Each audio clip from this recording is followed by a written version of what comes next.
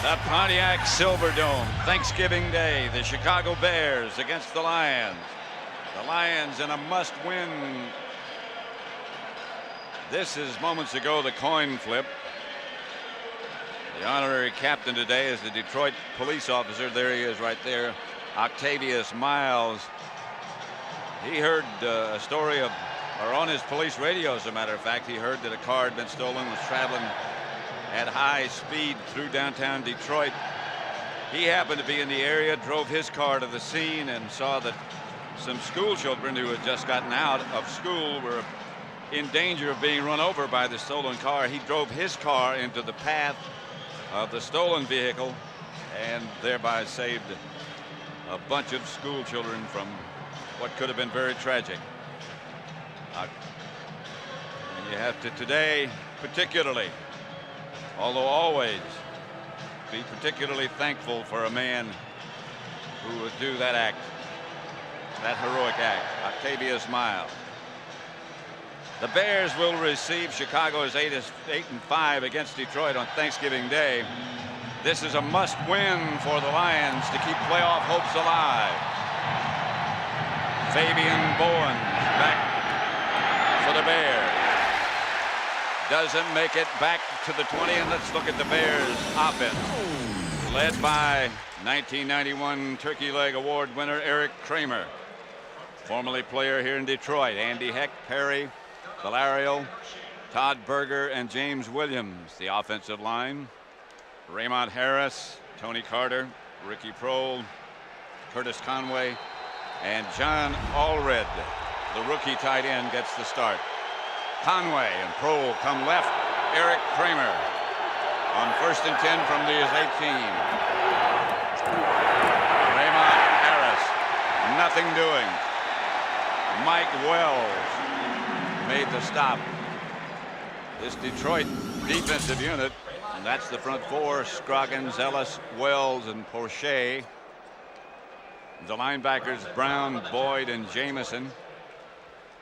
The secondary, two rookies at the cornerbacks: Brian Westbrook and Kevin Abrams. Carrier and Rice, the two safeties. 2nd and 9.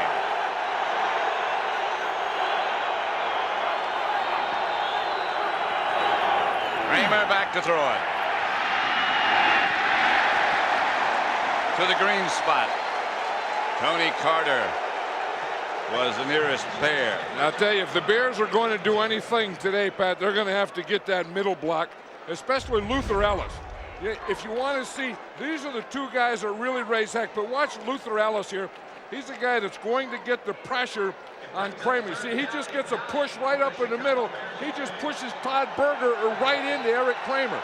On the play before that, he was the guy that stuffed Raymond Harris when he tried to run in the middle. 3rd down. That's their conversion rate. Not among the best.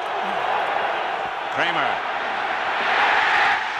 again to the same green spot. Yep, and again by Luther Ellis. Luther Ellis this time lined up on the other side.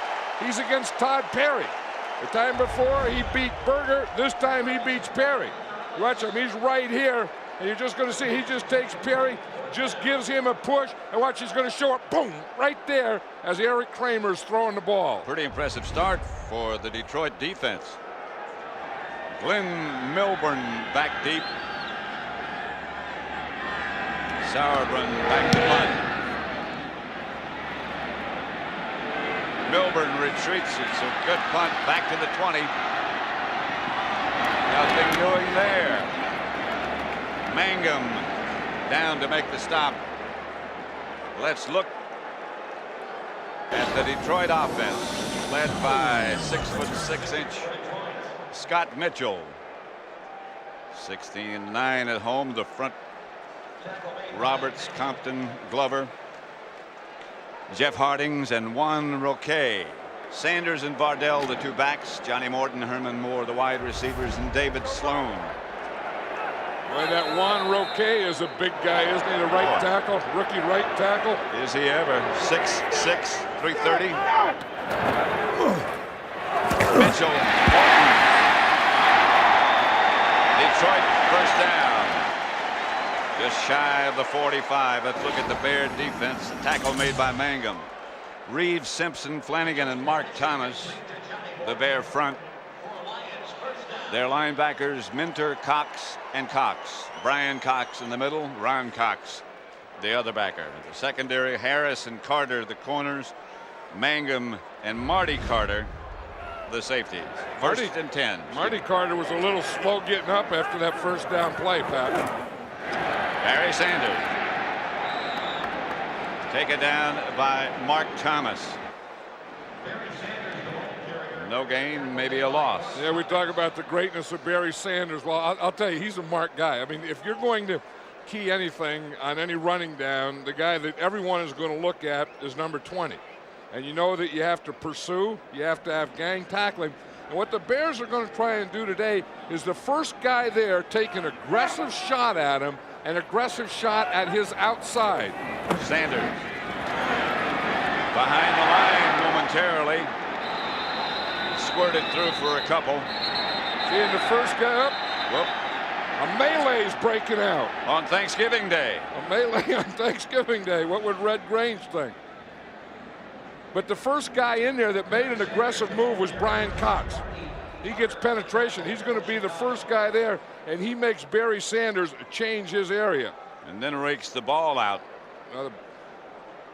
Watch Brian Cox. He's going to come straight up the middle. You're going to see him right here. He raises a havoc there. He's the first guy. He took an aggressive shot.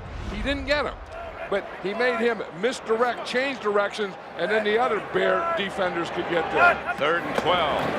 They just do get it off.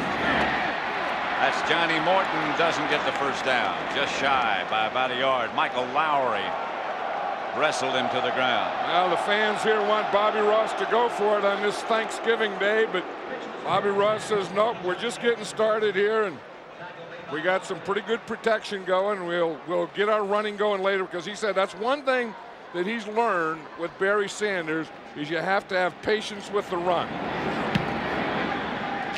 John Jett. Punt sails down to Tyrone Hughes. Fair catch. And the Bears will take over for the second time. Neither team can move it. 0-0. Thanksgiving Day, and happy Thanksgiving to all of you from all of us. Detroit 0, Chicago 0. 11:19 left to play in the first quarter from the Pontiac Silverdome. You know, there's the guy that the Bears are going to have to start blocking if they're going to have any success. Number 94, Luther Ellis. They haven't done it yet. Allred is the move man. Kramer back to throw it.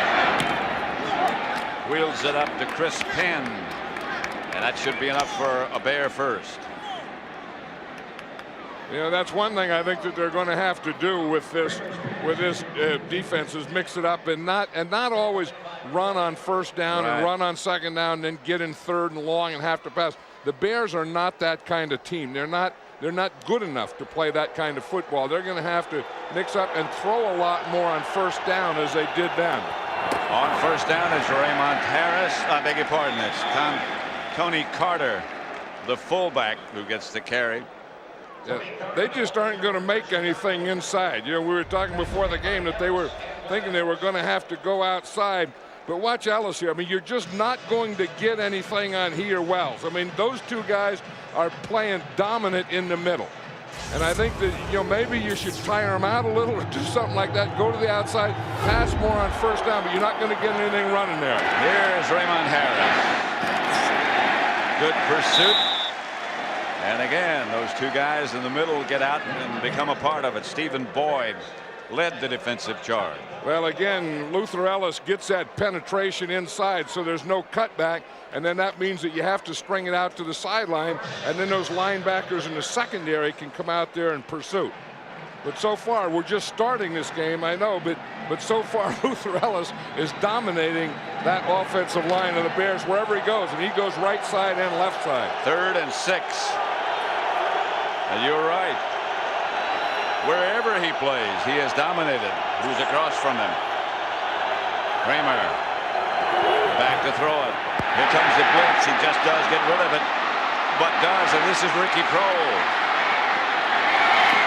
to the 15-14 and knocked out of bounds. They read the blitz and took advantage of it. Carrier knocked him out of bounds. I think if Eric Kramer feels real good about any receiver, it's Ricky Prohl. But watch the blitz. They have a free man coming straight up the middle. Now you talk about a tough guy. Eric Kramer has to stand in there. Robert Porcher was not blocked. He was coming straight at him. Eric Kramer just stood right in there and threw that ball to Ricky Prohl. Watch. Here comes Porcher straight up the middle. Now Eric Kramer knows that he is going to gate that hit. But look at that concentration. You know that guy's there. You feel that guy's there, but you still step into that pass. They got 53 yards. This is Raymond Harris, who dives across the 10 to about the 8. Not much nonsense about Raymond Harris. Straight ahead runner. Of all the Bears, to me, he's the most impressive player. And if you think of, who off of this team, if you were going to build a team or start a team or coach a team, who would you want? I think that it's probably that guy right there, Raymond Harris, that I would take. Not a lot of fancy running, but a lot of straight ahead ground gaining. Just like that. Well, and he does just like that. I mean, he hits the hole quickly. He's a slasher, but even more important than that, watch how he finishes a runoff. I mean, he's going to start right here, and he's going to come straight up the middle, and watch how quickly he'll get to the hole. Right there. It's a little counter move, quick to the hole, right through, and then watch right there at the end. Boom, he unloads on the tackler. Instead of the tackler hitting him and knock it back, he takes the blue jersey and knocks him backwards. Yesterday when we talked to him, he was so sore and so beat up, he couldn't even shake hands. He says his whole right side of his body. This is Raymond Harris. He's in the end zone. Touchdown Bear. The 53-yard gain from Kramer to Prohl is what set it up. And Eric Kramer, brave in that pocket. I'll tell you, being able to stand in there against the blitz, and that's what you get with a blitz. You're going to get some big plays defensively. The Bears got a big play offensively against the Lions. Jeff Jager for the extra point. Raymond Harris got the touchdown, but the key was Kramer's read of that blitz and the pass completion to Prohl. 7-0. The Bears lead in this traditional Thanksgiving Day game.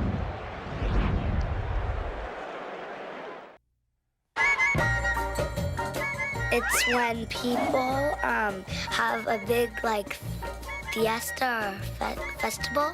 You have big fat turkeys. We thank people and give things to them. I can just give thanks that we can give thanks. That's a pretty good message. I can just give thanks that we can give thanks. That's not bad, and you eat a big fat turkey. Thankful you can give thanks. And do you want your turkey you don't want your turkey too fat, though. Well, yeah, I mean, you don't want one of those that've been running around. You don't want an aerobic turkey. A free range. No, you don't want one of those. They don't have any meat in their bones. You need something with big old meat in those big old legs. You probably have a point. That's Melbourne. His tackle just outside the 20. One of the things that the Bear defense is going to do is they're going to take Walt Harris and they're going to flip him either side. He's going to go with Herman Moore. And it's kind of surprising. You would think that maybe Tom Carter would do that, but Walt Harris has really been probably one of the most improved guys on this Bear defense. And Dave Wanstead has a heck of a lot of confidence in him. And I think when you put him on Herman Moore, you're showing that you have a lot of confidence in him. Because Herman Moore is one of the best and biggest of the wide receivers. This is Barry Sanders. And right now for McDonald's game break, let's return to James Brown at the Fox Television Center at Hollywood. All right, Pat, in the annals of outstanding Thanksgiving Day games, Barry Sanders on a long run here against Minnesota has the ball stripped. Did he make up for it? You bet he did. Next series, 50 yards to pay dirt, had 138 yards in Detroit's 44-38 win over Minnesota. Back to Pat Summerall and John Madden. You just have to be patient. And Bobby Ross said that's one of the things he had to learn. Mitchell looks and throws to Moore, who can't stay Yeah, heck of a play by Herman Moore and Mitchell also, because Walt Harris is really on him. Now watch, Walt Harris is going to be here. He's on Herman Moore. He's going to kind of run and out here. Walt Harris has that covered, and then Herman Moore makes an adjustment. Watch it here. You see Harris has help in behind him, so he's going to jump that short out. And then when Herman Moore feels that, he takes that short out, and he just finds that hole between Walt Harris and the safety. And that's a good throw by Mitchell. That was a heck of an adjustment by Herman Moore. You're right, a good throw by Mitchell. Mitchell with Carl Reeves all over him. Ball's down. You know, remember what Bobby Ross was telling us yesterday, that Mitchell seems to get in more trouble when he runs to his left. He said he hates to see him run to his left because that's when bad things happen to him, and that's when he usually throws his interceptions. Now, you would think, you know, like Steve Young, a left-hander, he was very successful when he goes to his left. You think this is intentional grounding? Walt Coleman, the referee. All the officials had dinner with us last night. Intentional grounding on the offense, number 19. Loss of down, second down. You see, now it wouldn't be intentional grounding if he got all the way outside where the tight end would normally line up, because then he's not in the backup. But here, you see, now he would have to get outside this area right here. Now, if he's in the drop back area, which he's in right there, and he throws the ball away, that's intentional grounding. Had he got about 2 or 3 yards wider, he could have legally done that. Nobody in the area. Mitchell has some time. This time gets it to Sloan, and Sloan bangs away outside the 40. Up to about the 43-yard line. They pick up what they lost, but still 10 shy of the first.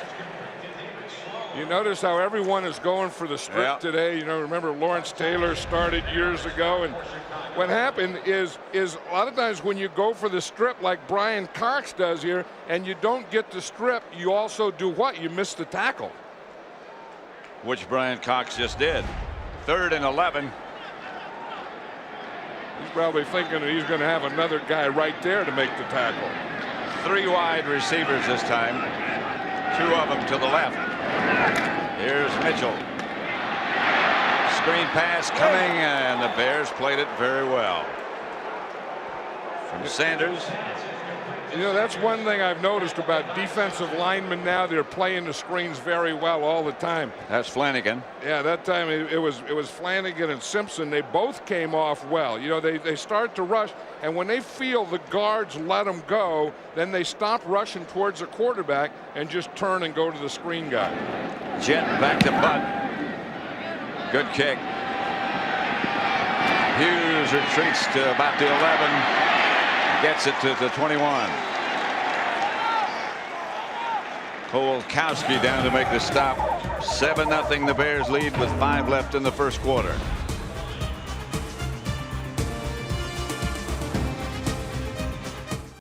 Detroit nothing.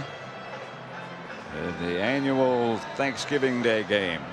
Been going on since 1934. 34, yeah, and in that first game, it was the Bears here against Detroit. And you know who the MVP of the game was? Bronco Nagurski. Remember what a great football name that is, and what a player he was. Oh, look at this one. Wide open is Ricky Prohl to the 30. To the 10. Ricky Prohl, touchdown Bears. How did he get so open? Well, it was a double zone. The corner let him go. You know, we talked about rookie corners. Kevin Abrams is a rookie corner on this side.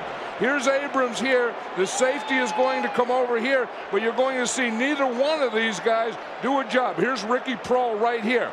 Now let's look at him from this angle here. Here's Prohl.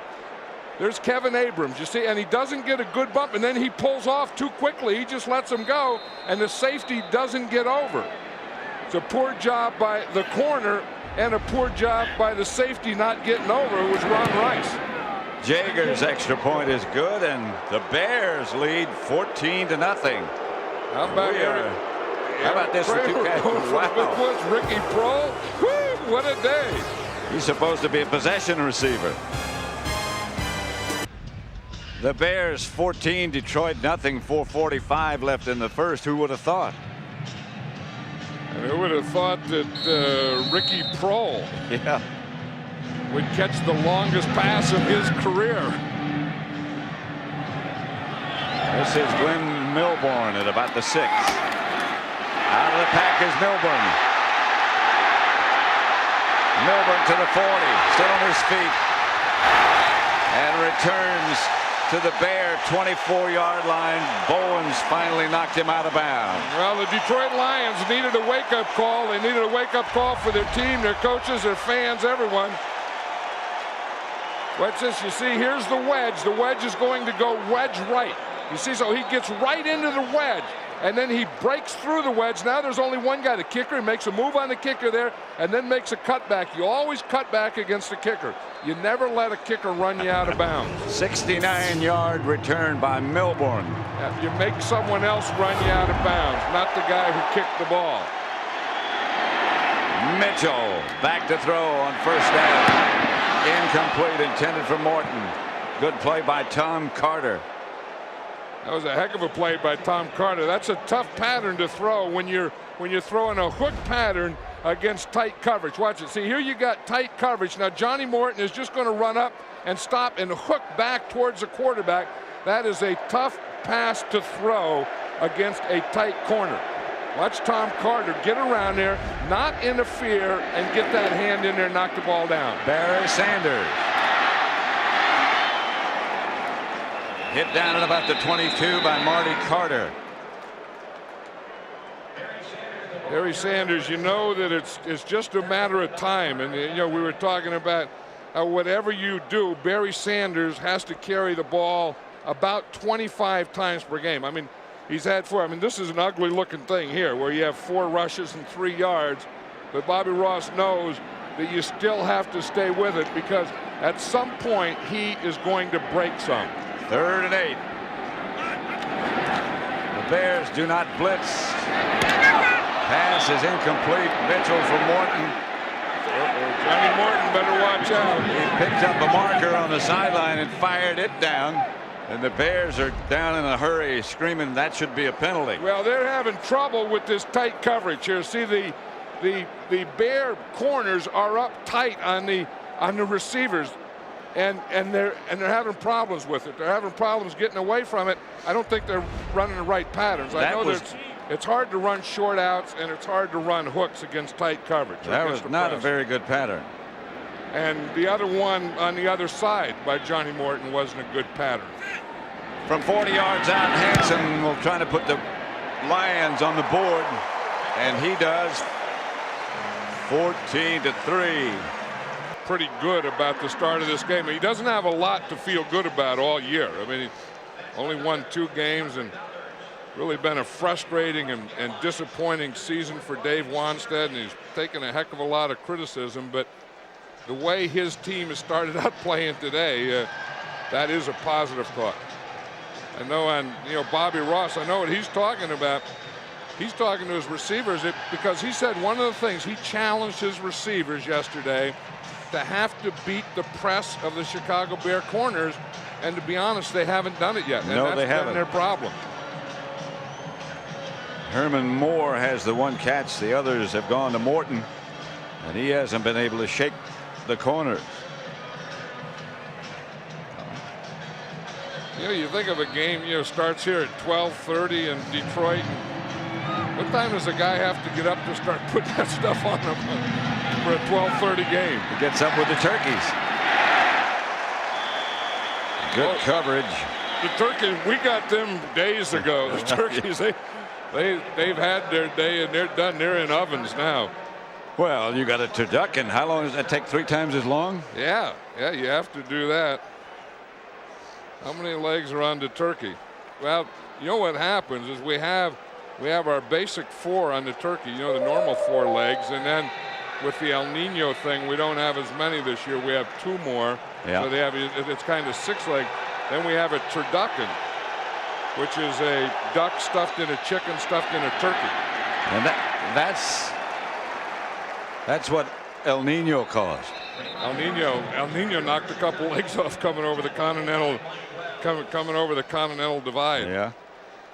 And El Nino blew the turkeys and the duck together, right? Well, that's the thing, and then deboned them too. Yeah. You never know about the El Nino. Well, it's coming up from the south, and then what happened is the turkeys were coming down from the north, and that's what in the Continental Divide. That'll put things together. Here's Kramer sprinting right.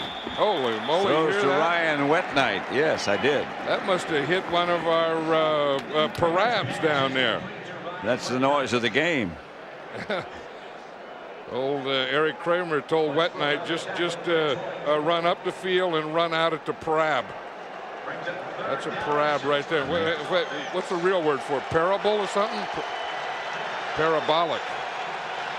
I knew it was one of those words. Parable. Let's stick with parab. No, parable's something else. Parabolic. Eric Kramer 4 out of 6. The one touchdown to Ricky Prohl. Another long gainer to Prohl. Set up the other. And Kramer back to throw. Up the middle.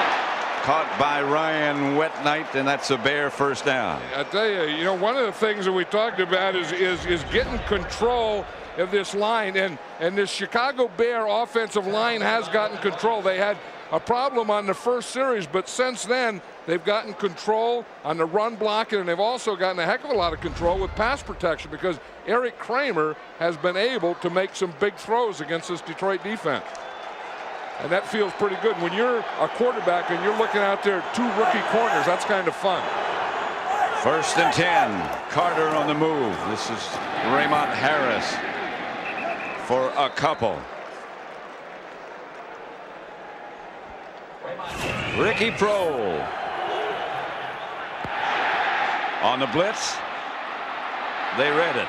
That was a hot read, and he was just running a slant. Kramer stood in there. Robert Porcher was about to hit him. Here, I think Abrams is wrong. That's a rookie cornerback. He just let the guy go too soon. Rice, the strong safety, didn't get over there, but Kramer seeing him was a big play. 2nd and 9. Flag on the play. As Carter's hit right at the line of scrimmage. The Lions might have been early.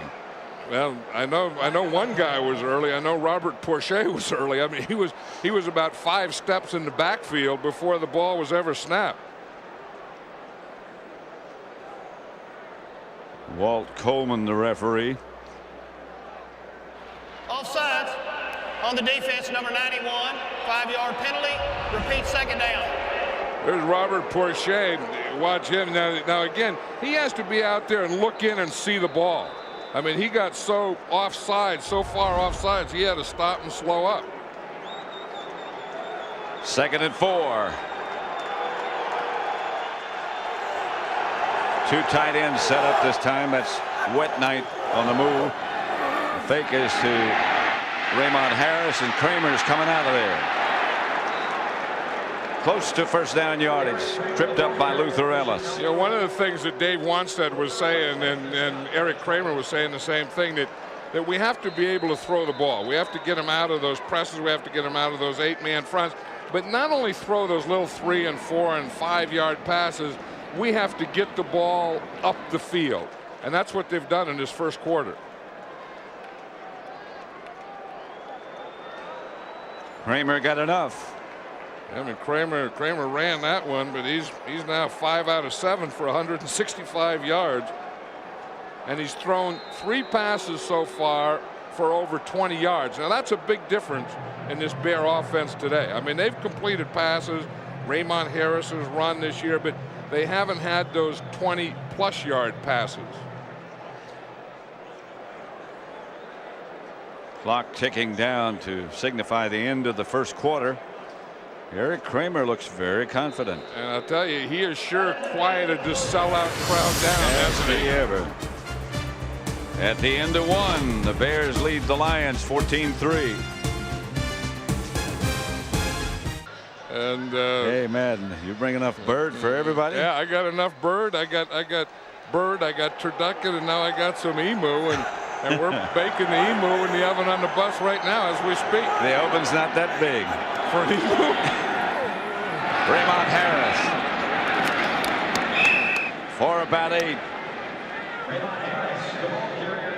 How's this for a first quarter for the Chicago Bears? I mean, they have, look at that, total yards, 190 total yards in the first quarter. 7 first downs. I mean, they've really had their way. I mean, they started out and it looked like the Detroit defense was going to dominate that defensive line, and then the Bears and Eric Kramer just took over, and since that point they've had their way with these guys. Darnell Autry is the deep back. And the reverse comes to Conway, and Conway gets around the corner and steps out about a half-yard shy of a first down. You know, that's one of the guys that the Bears have missed big time is Curtis Conway, because one of their problems is they don't have a lot of speed on offense, and Curtis Conway is their only speed, and then he's only played really 3 games for them this year. And when he's out of there, then everyone can bunch up, you know, on the run, and at the same time as you're bunching up on the run, you're bunching up on the short passing, and you have no one to get deep. 3rd and short. Autry. I don't know about that. He went sideways. Yep. The Lions are saying we got the ball. Well, it was 3rd down. It wasn't 4th down, Right. so they don't get the ball unless there was a fumble. That's what I was thinking. The ball is at the 35-yard line. You know, if it's not a first down, what do you do? Do you go for it, or do you kick a field goal? It would be a 52-yard field goal attempt from here. I think if you're Dave Wanstead and the Bears, the kind of year they've had, they go for it, if it's not a first down. One of the reasons that they mark it when you know that it's short is a coach can ask for a marking just to see how far you have to go for the first down. And that's what Dave Wanstead just asked for there, to get the marking so he knows exactly how much he needs for the first down. And as you say, Pat, he's going to go for it on 4th down. So far, the Bears don't look like a team with all kind of problems and a 2-10 record. I don't think I'd run Autry again on it, though. I don't think so. That's Raymond Harris. They try Kramer.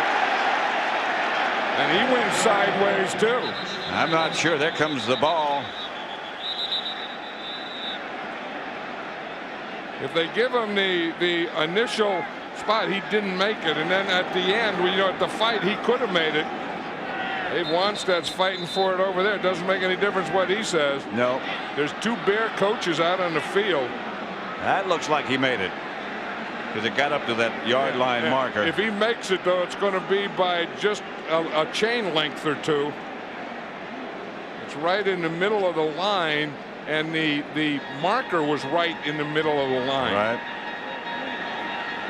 Ooh, and it's short by a length, or over by a length. Over by a length. Let's see where they stop him here. We'll just look at it on the clicker. And you see, it's where the ball is where they stop. Now he doesn't have it, but he keeps fighting right there. He's not down, and it's where it is now when his knee goes down, where the ball is. You see, it's not where his knee is when he goes down, but it's where the football is when his knee goes down. Eric Kramer got that first down by just stretching the football out there at the end. He, in the beginning, took sort of a half a step backwards. One of the things you always worry about when you put it out there like that is getting knocked out of there. Pass is deflected, intended for Raymond Harris. Bounced over his head. I think they've had so much success with their wide receivers and that, you know, stuff he was throwing to Ricky Prohl and to Wet Knight as tight end. I think maybe I'd kind of go back to that in this area. Look at the total yards. 200 to 58. Barry Sanders has 3 yards. Yeah, and this is the way to slow down Barry Sanders, is to keep him over in the sideline by keeping your offense out there and start winning the time of possession battle. They've been out there a while. Here comes the trap play. That's Raymond Harris.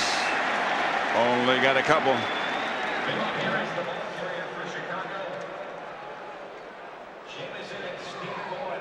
28 drives of 10+ plays, most in the NFL. Yeah, I mean that hasn't been their problem. I mean, their problem has been scoring touchdowns and, you know, and stopping people.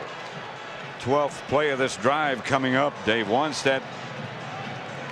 He is in every play. I mean, Dave Wannstedt is, wants his team to do well, wants himself to do well, wants this for the Chicago, Bears. Everyone, and he's really put his whole life into this. He really has. Harris. I don't know about those calls, though. I don't know. They had so much success throwing the ball, as I said, to their outside receivers, and they have 2 rookie corners out there and to their tight end, and then they run Raymond Harrison there. They don't get anything. Then they come back with a draw on 3rd and long. I'm not sure about that. I don't know. When you have things going, keep doing it until they stop you. 51 yards out. The field goal attempt coming up. Look at this stance, Pat. Jaeger. That's hooking in there. And good from 51, 17-3. Dave Wannstedt's Chicago Bears increase their lead.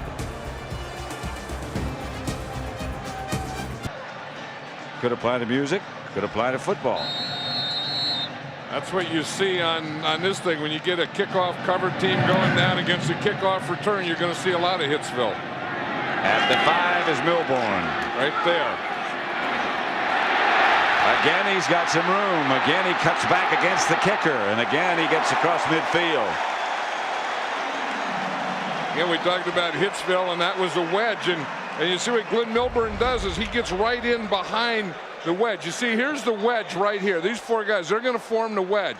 Now watch as they start to the outside. You see, they come together right there. Then that's a wedge. Boom, there's your Hitsville right there. Milbourne takes it up into the wedge, lets all those guys do their hitting, and then he bounces it to the outside and just runs right around it. Do you see what happened to the kicker, Sauerbrunn? What? After the parade went by, somebody hit him in the back. After the parade went by? Yeah.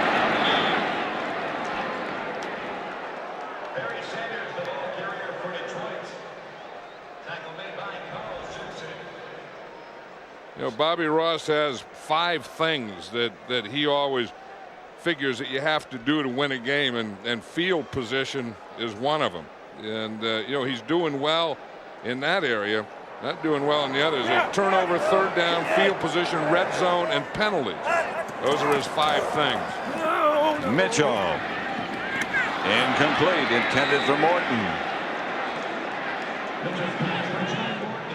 Bobby Ross was telling us that these are the categories that he says to win games, you have to win these things: the turnover ratio, 3rd down conversions, starting field position, and that's the one he is winning, red zone offense, and penalties. And he says every time, most of the time when they win 4 out of those, they usually win the game. He said when they win 5 of those things, they always win wherever he's been. Bears coming on a blitz. Mitchell read it. Pass is dropped, incomplete.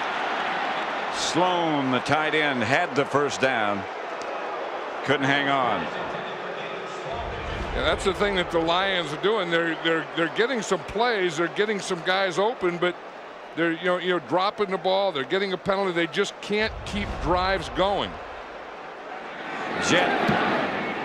High, good kick again. They signal fair catch. The ball bounds toward the end zone. And the Lions will down it at the 1. What a kick by John Jett. Ron Rivers down it. And so the Bears will go to work from their own 1-yard line. Dominant defensive end for the Philadelphia Eagles. Reggie White, one of the best that's ever played.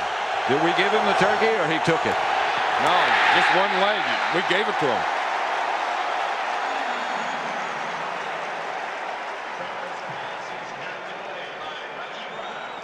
Eric Kramer with problems. Yeah, watch Reggie Brown. He's gonna come from this top side right here. He's not blocked, and he just runs right in there. And you see Eric Kramer is turning to his left, and again there's Reggie Brown, who's not blocked. No, he just comes straight in there. So Eric Kramer is going to have to throw it over him or around him or through him, and it doesn't work. Carter on the move. Raymond Harris gets the carry, and he's hit very near the goal line. This is going to be very close to a safety. He has to get that ball out across the line the same way you have to get it in across the line. Spindler made the stop. This is a very dangerous area because, you know, if you don't get it out, it's a 2 points, it's a safety. Or if you throw the ball and you have a penalty in the end zone, say you have offensive holding in the end zone, that is also a safety. 3rd and 10. Darnell Autry replaced Raymond Harris.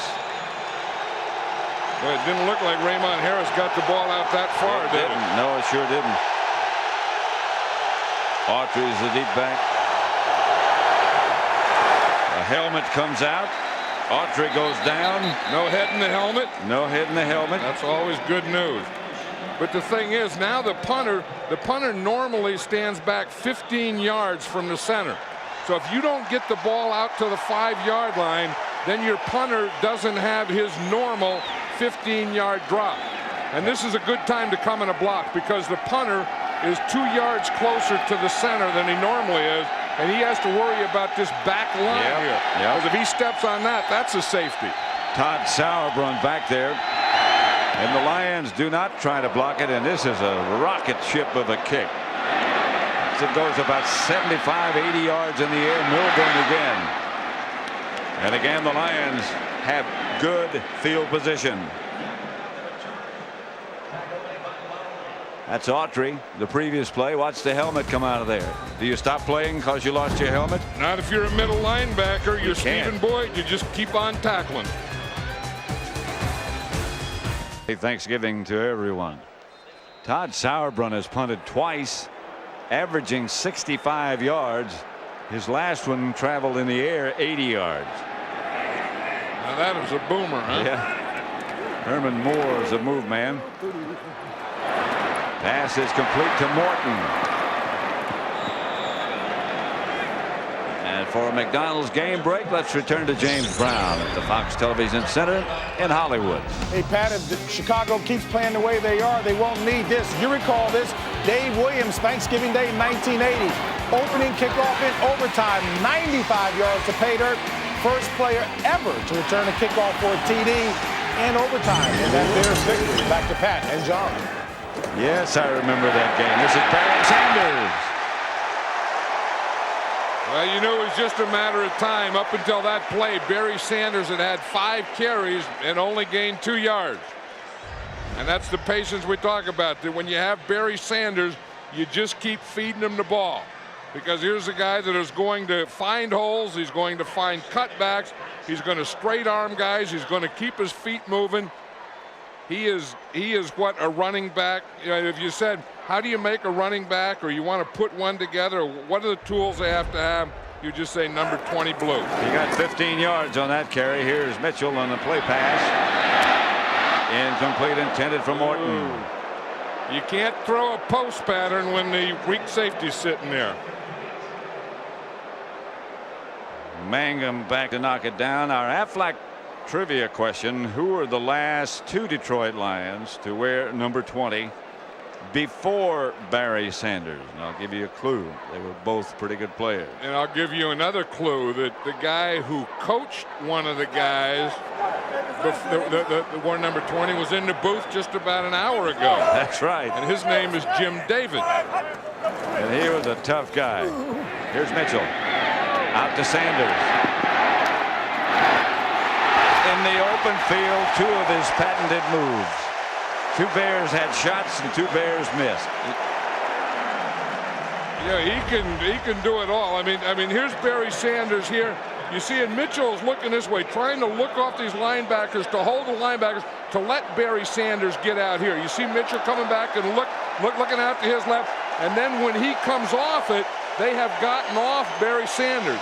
Now, if you get off Barry Sanders, he is going to make a lot of guys miss, because there's no one up pressure him right now, so he has time to think about those moves. He doesn't need much time. You can't be embarrassed when you miss a tackle of Barry Sanders. On first down, it's Morton to the 7 from Mitchell. See, and Barry Sanders gets him going. I mean, he got him going with the run and then the pass to him. Then you see out here, Johnny Morton again against that press or tight coverage. That time he went up and ran in and ran a slant, which is a better pattern against tight coverage than the other ones they were trying to run when they ran that short out and the hook. A slant is better against press coverage. 1st and goal at the 8.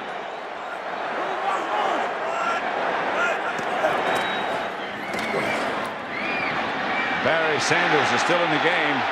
Mitchell scrambling, fires and throws it out of bounds. Herman Moore was in the area.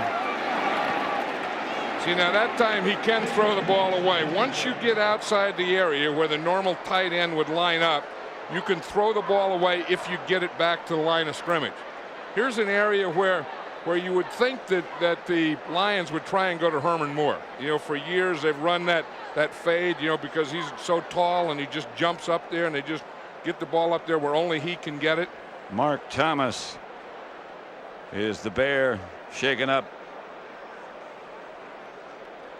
Mark Thomas is a Bear who took Alonzo Spellman's place and really played well. Remember, we remember him from the 49ers when the playoffs championship game. He had some big games and was normally a pass rusher. Didn't play the run much, and then playing regular, he's been playing the run well also. And gotten bigger. 17-3, the Bears lead.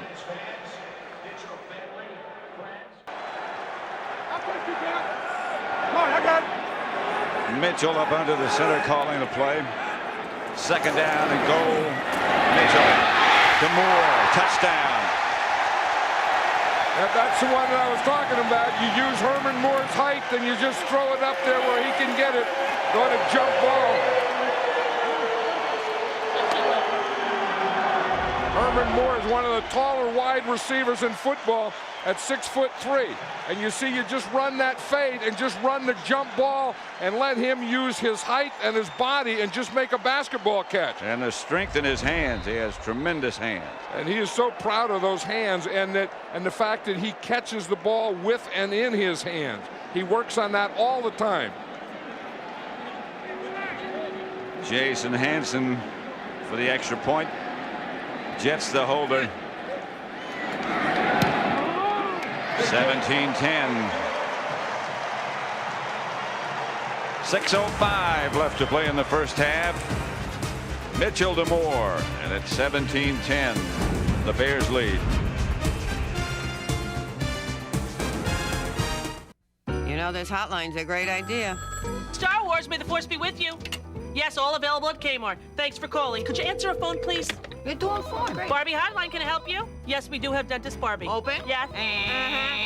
Lego, if you build it, they will come. I built it, they came. It's Kmart's Toy Mania, where you can build your kids' collections of the hottest toys at Kmart's low prices. Taking a coffee break. For what? Coffee?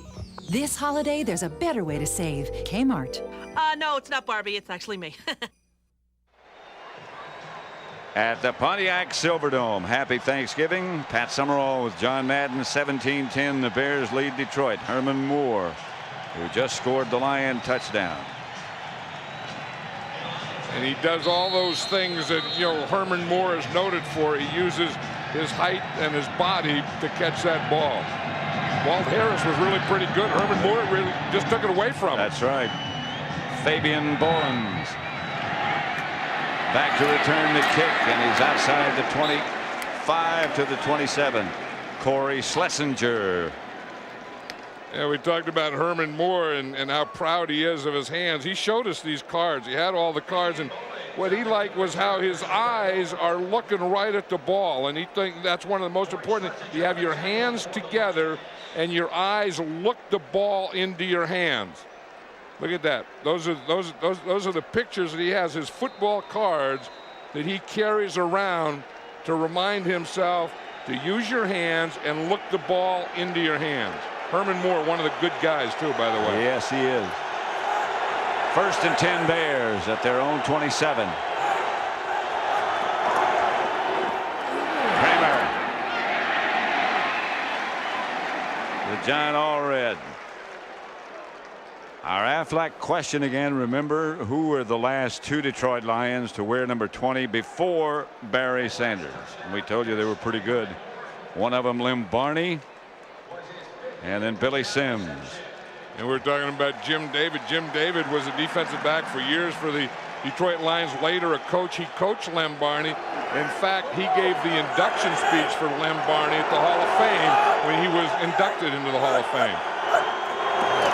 Flag on the play as Kramer gives to Raymond Harris for a short pickup, but it looked like the Lions might have jumped. It was interesting yesterday talking to Raymond Harris. He says that he normally gets well on Thursday. You know, I mean, he starts to feel normal on Thursday for the next Sunday's game. On the defense, number 92, 5-yard penalty, repeat second down. Number 92 is Mark Spindler. He's a tackle right in here, and you're just going to see him jump right there. See, he just takes off right there. And I thought when I saw the play, I thought, geez, he got a lot of penetration and got his arm in there. And the reason he got the penetration is he left before the ball was snapped. 2nd and 1.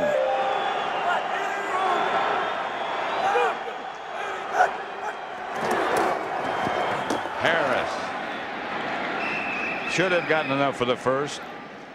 Word on the injury to Mark Thomas is that he has a bruised thigh and should be able to return. Yeah, you know what happened? He ran right into his own guy. He was just running down the field, and he was following Brian Cox, and he just bumped into Brian Cox and fell down. These Lions are 6-6 and still in the playoff hunt. The Bears playing for Bear pride. Here's Kramer. Gets it to Ryan Wetnight for a short gain, about 3 yards.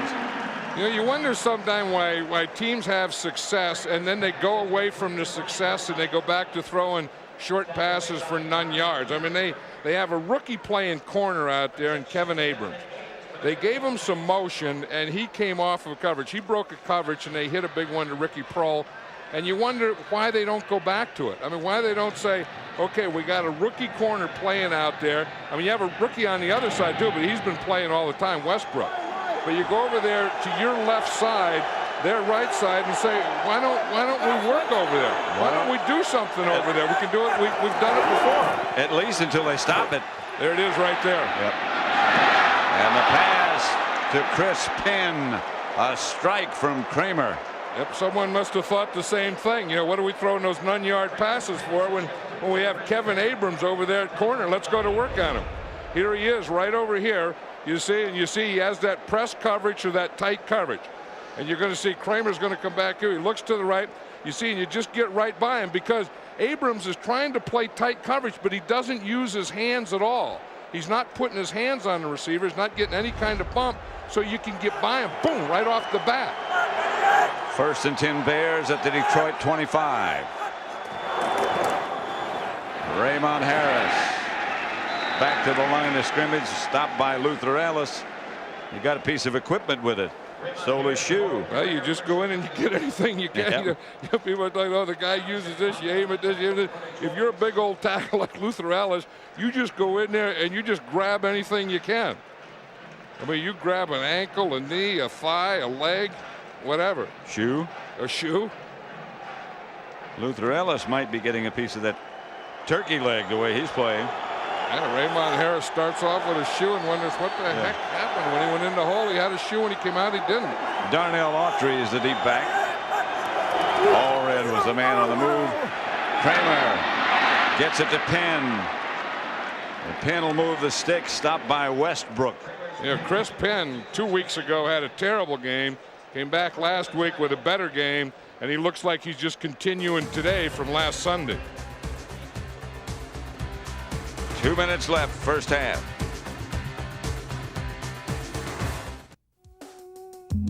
Close up. And saw that some school children who had just gotten out of school were in danger of being run over by the stolen car. He drove his car into the path of the stolen vehicle and thereby saved a bunch of school children from what could have been very tragic. And you have to today particularly, although always, be particularly thankful for a man who would do that act, that heroic act. Octavius Miles. The Bears will receive Chicago's 8-5 against Detroit on Thanksgiving Day. This is a must-win for the Lions to keep playoff hopes alive. Fabian Bowen back. Yeah, Raymond Harris starts off with a shoe and wonders what the heck happened. When he went in the hole, he had a shoe. When he came out, he didn't. Darnell Autry is the deep back. Allred was the man on the move. Kramer gets it to Penn. And Penn will move the stick, stopped by Westbrook. Yeah, Chris Penn 2 weeks ago had a terrible game. Came back last week with a better game, and he looks like he's just continuing today from last Sunday. 2 minutes left, first half.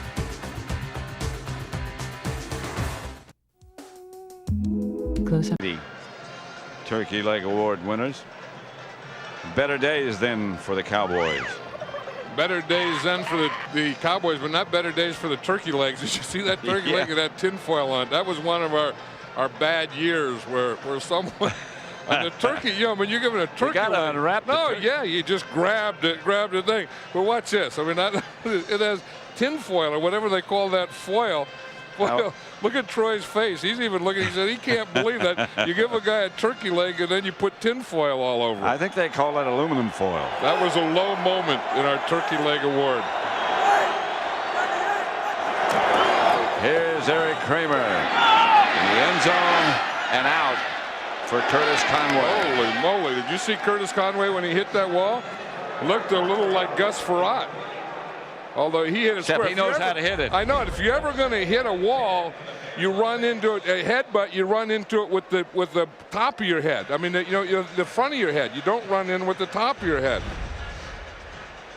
Look at that. Hey, Kramer, hit head here. But if you do it like a headbutt, you do it with your forehead. You butt something with your forehead, not the crown of your head. 2nd and 10, 2 tight ends. That was a messed up play. Someone went the wrong way. Bobby Ross obviously wants a timeout. And they got it done. Don't forget, coming up at the half, we'll send you back to the studios for the Dockers Khakis halftime. JB, Terry, Howie, on Ronnie, all on scene. First half analysis, the Fox Sports ticker. And an interview with Mike Ditka, who said one day this game has passed me by, and the next day he caught it and came back. Well, you know, the game needs the Mike Ditkas of this world. I mean, this is a game, and I don't care what you say. I mean, big money, this and that. One of the great things about the game is it's played with emotion. And it has to be coached with emotion and watched with emotion. And any time there's no emotion in it, then you don't have a game anymore. Anytime you get Mike Ditka, you're going to get emotion. Yeah, and you have to. And you know, and they say that that this isn't, there's something you lose or whatever, but it's your whole life. I mean, I said, like Dave Wanstead pours his whole life into winning. Bobby Ross does. Mike Ditka does. I mean, that's what you are. And when you lose, I swear it devastates you. It's devastating. 3rd down, 2 tight ends. Kramer back to throw, fires outside to Ryan Wetnight. Gets down to about the 14. Yeah, I'll never understand Why? that. They do that on Thanksgiving too. They can get, you got the rookie corner out there. Why not work deep? I mean, why throw and complete a pass and then still have to kick the field goal? That makes no sense to me. If you're going to throw the pass, throw it where if you catch it, it's a first down at least or a touchdown. Hey, although the Bears have played very well in this first half. I mean, there's a team, they've only won 2 games all year. They have a short week. They have to travel, and you'd think that they'd be kind of down or lethargic. Not at all. Jeff Jaeger from 32 yards out.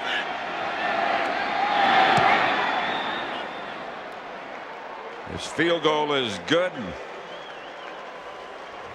There's our tape room. Guys you don't normally see. And a happy Thanksgiving to you too. There's Carmen passing kisses to everyone. Mario doesn't pass kisses to everyone. Dan Steele looking around. That's a good sign of a cameraman. When a cameraman can't find another camera, that's a good sign. A bad sign is when a cameraman can't find the field. But Dan Steele there, he just couldn't find the other camera. We all had dinner together last night, along with, as John Madden mentioned, the officials for today's game.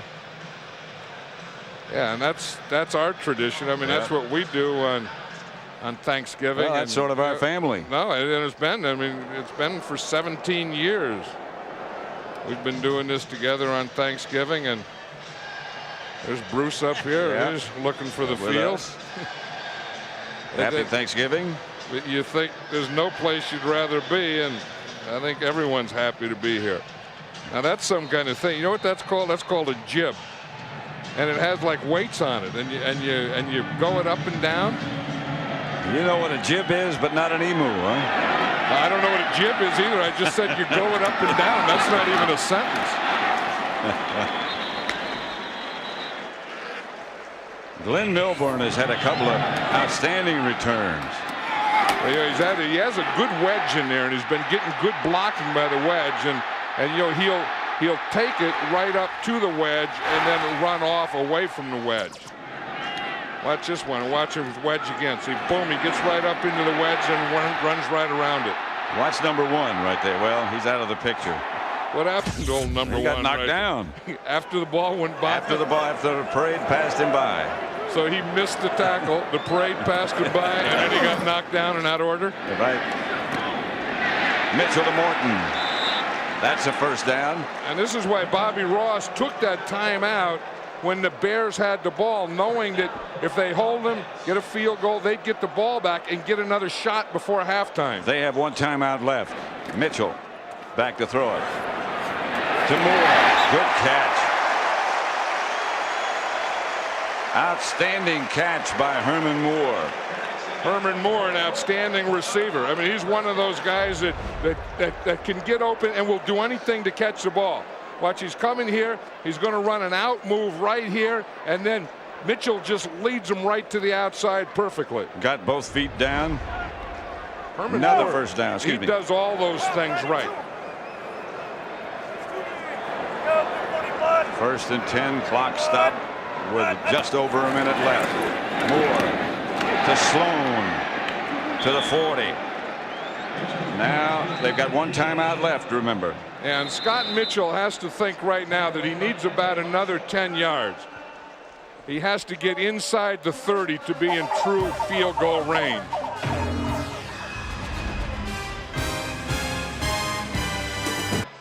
How could look at the cables? Happy holidays.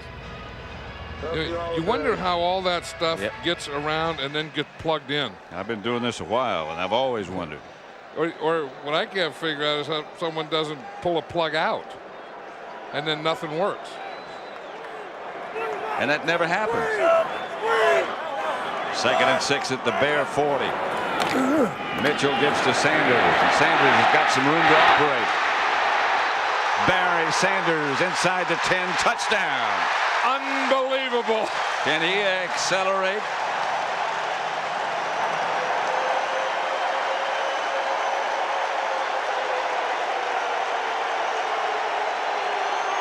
What a call. You use your last timeout. You don't have any timeouts left. And you say, what are we going to do? What's our best play? Does Scott Mitchell throw it to Herman Moore? No, you run a draw play to Barry Sanders and let him do this. This is unbelievable. The call was unbelievable. The blocking was unbelievable. And the run at that point in this game is unbelievable. 47-yard touchdown run by Barry Sanders, and you should be thankful for that guy. Boy, he can put some excitement into any contest. Great coaching by Bobby Ross, where they took the timeout when the Bears had the ball, knew that they were going to get it, and then do this. Just watch this. Look at the moves and the vision. Look at the vision. I mean, he sees everything. And then right here, he switches the ball in the midst of all that and his eyes are looking. Look, he's looking right, he's looking left, he's feeling everything, and then right at the end here, he puts on a little burst, a little explosion. That's a pretty good mixture. I'll tell you what.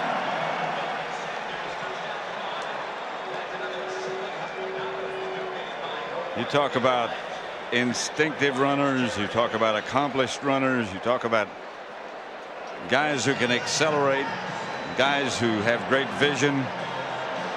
And you talk about what a great call. I mean, to use a timeout, have no more timeouts left, so you know that once you run the ball, you're going to have to get up and throw it down if he doesn't score a touchdown. We overuse the word great so many times, but not when it applies to Barry Sanders. I think that's one time that you have freedom of the use of the word. Bowens about 2 yards deep in the end zone, downs it. It's worth looking at that run from a different angle again. Well, he gets some good blocks up there at the line of scrimmage. It's a draw play, so what they're trying to do is make the Bears think it's a pass. You see, and they're getting up there in their pass rush, so he gets by that first group quickly. And you think somebody coached him to change hands with the ball? No, I don't think anyone coached Barry Sanders to do what he does. I think those things are all instinct, and I don't, and he was even telling us yesterday that until he sees a run that he makes on film, even he doesn't know what he did. I mean, if you ask Barry Sanders now what happened on that run, what would you do?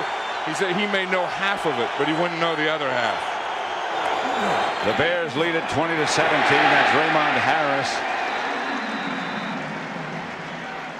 The Bears have all 3 of their timeouts left. The Lions used theirs judiciously, would you say? Yeah, very well coached. That part of the game by using the timeout when the Bears had the ball, getting the ball back, and then making a couple of passes. Great catch by Herman Moore, and then when it works, a draw play to Barry Sanders, an excellent call and a great run. I think the Bears are just trying to run the clock out and get out of there with a lead of 20-17. Encroachment on the defense, number 94. 5-yard penalty. Luther Ellis. Still second down. Luther Ellis is right here. Detroit's playing a 3-man line, and again, what he was trying to do is flinch to get Chris Valerio, the center, to snap the ball, and he flinched with his right hand, seeing he was going to get Valerio to flinch. Valerio, the center, didn't flinch, but he got knocked backwards. He got canned. Remember the old deal, can the center? Ellis again jumped. Pass complete to Ryan Wetnight. No flag, so the flinch was not severe enough for a penalty. Well, that's just a game that they play in the pits. More and more defensive linemen are doing that. Given that that flinch move and then trying to get the offensive guy to move. Brian Cox there didn't talk this week. He didn't want to be captain. He didn't want to call the defenses in the huddle. He's not today. Barry Minter is. He said last week, remember, he got that 15-yard penalty. Then he got another penalty for arguing with the officials, and he said he's not going to talk to anyone. He's not going to talk to any officials. He said he doesn't want to have to call a flip. He doesn't want anything. So they're letting Barry Minter, number 92, do that. He's calling the defenses in the huddle, that tells the linemen and the linebackers in the secondary what they're doing. He's the captain. That's a good sign when you put something up to your nose and it sticks. There's Kramer. The pass is caught by Ricky Prohl. And he calls a timeout. Yeah, I thought back there the Bears were just going to run out the clock and be satisfied, and then they got something going. They got that penalty there when Luther Ellis jumped off sides, and that stopped the clock. And then Dave Wanstead said, what the heck, let's go after him. Let's do something out here. And they had success with this earlier. And you wonder why they just don't go back to it. Just throwing to the tight end and throwing deep to their outside receiver. Again, especially over there on the rookie Kevin Abrams. Pretty good day for Ricky Prohl. 3 catches, 160 yards. How about that rack, which is run after the catch was 92 yards, and most of that was on that blitz when he was a hot receiver and he caught that slant. Ricky Proehl's already had a career high for yards gained. And I think they can still take a shot over there on sure. Kevin Abrams. I mean, I think that's if they're going to do something, you'd think over there on that left side that you were going to do something, you'd take a shot over here. Eric Kramer's thrown the ball well. From behind, strip, ball's loose. The Lions obviously saying, we've got it. Tracy Scroggins came from the backside. Eric Kramer was looking downfield. The Lions did get the ball, but the half is over. That's the end of the first half with the score Chicago 20, Detroit 17. This Fox NFL special will continue with the Dockers Khakis halftime report after these messages and a word from your local Fox station.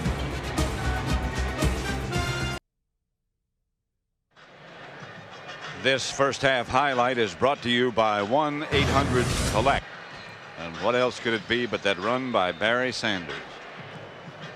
And again, that was, so great because, it's Barry Sanders and he's running a draw. But the call when the Lions had no timeouts to say, okay, what are we going to call? I mean, should Scott Mitchell throw the ball? Should we do this? Should we get the ball out of bounds? Should we get the ball in the end zone? And someone made a decision, no, let's hand it to Barry Sanders on a draw. And Mark Trestman, of course, is the man who works with the quarterbacks for the Lions. So he'll give him, Bobby Ross, credit. Total plays. Excuse me, John. Go ahead. No, I was just saying that, one of the big surprises has to be the Chicago Bears pass yards, 249 yards. 292 yards total, 13 first downs. I mean, that is a good offense. And I think, when you think of this game and the first half of this game, it's an excellent game. Because we kind of had it all. We've had, a little defense. We've had both teams going at each other. We've had good special teams plays. We've had good passes, good long passes by Eric Kramer. Good, of course, long run by Barry Sanders right there at the end of the half. That's not bad football for a Thanksgiving Day, huh? How about Barry's son when we met him yesterday? Looks just like him. Yeah, Barry James. He's 3 years old, and one of the coaches was walking around saying, if I were a college coach, I'd give that kid a scholarship right now. The flag on the play back from where the ball is clipped. Milburn gets around the corner and heads it up the field. Knocked out of bounds at about the 30. Yeah, the Bears kickoff coverage is going to figure this out pretty soon, and they're going to have to stay in their lanes if they can't converge on the wedge, because Milburn's doing the same thing every time, taking the ball into the wedge and then breaking it to the outside.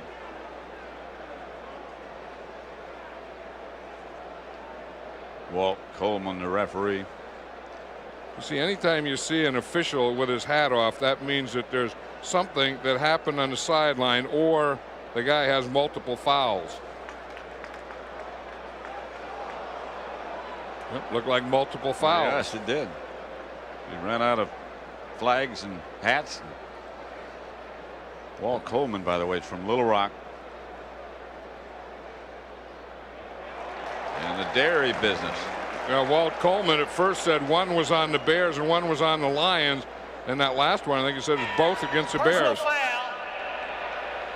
foul on the kicking team, number 38, face mask, 15 yards, and a first down.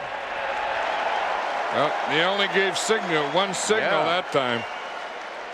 Well, the flag's down back at the 35-yard line. And you see it right there. That's exactly what it was. He was going down. He was being blocked. In fact, it happened right here in front of us. And as he was going down, he just grabbed the face mask on the way down to hold himself up. So after all that, the Lions take over at their own 44-yard line, 1st and 10. 20-17, Chicago leads. 3 wide receivers to open the second half for Scott Mitchell.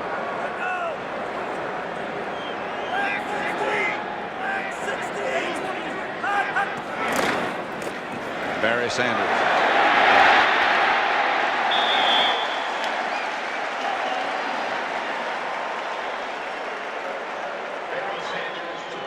This is a big game for Detroit. Well, you can see Green Bay, the leader in the NFC Central, 9-3. Minnesota, Tampa Bay, 8-4. Detroit 6-6. Chicago 2-10. But Detroit still has playoff hopes. Especially the way Minnesota and Tampa Bay played last Sunday. Of course, Tampa Bay lost to the Chicago Bears Sunday. This is Sanders.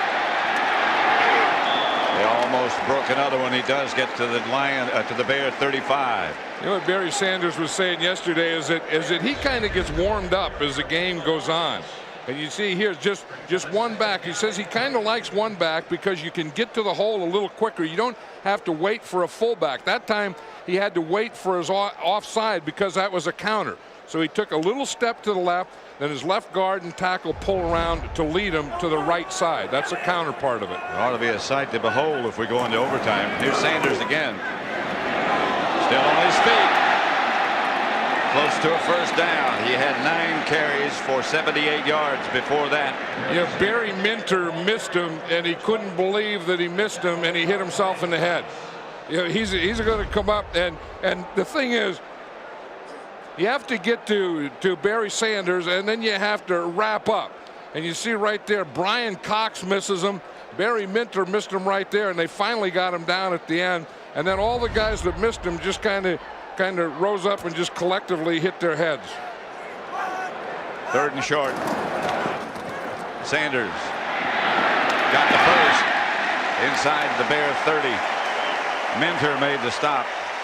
How do you tackle him? If you get over aggressive, he's going to make you miss. Well, and that's what happened. Marty Carter, the safety, came up and he got penetration into the backfield. So he was trying to make him stop or redirect or something, and then he did. He just bounced right around Marty Carter and got to the outside and got the first down. So the Bears know what they're doing. They have guys there in the right location. Maybe the best thing is like this: tire them out a little, where the coaches bring them out and give them a rest. Ron Rivers is in the game at the deep back with Vardell in front of him. And Mitchell will throw. Herman Moore comes down with the ball inside the 5. That's good coverage. That's just an excellent catch. That's the play that Scott Mitchell was telling us yesterday. He just calls that a fade, and it's not a stop fade. And he looks at the coverage. See, you have tight coverage up here on Herman Moore.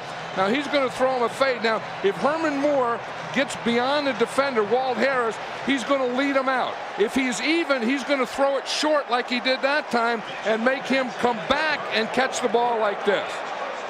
See, so he said, we don't call it a fade stop. That was a fade stop.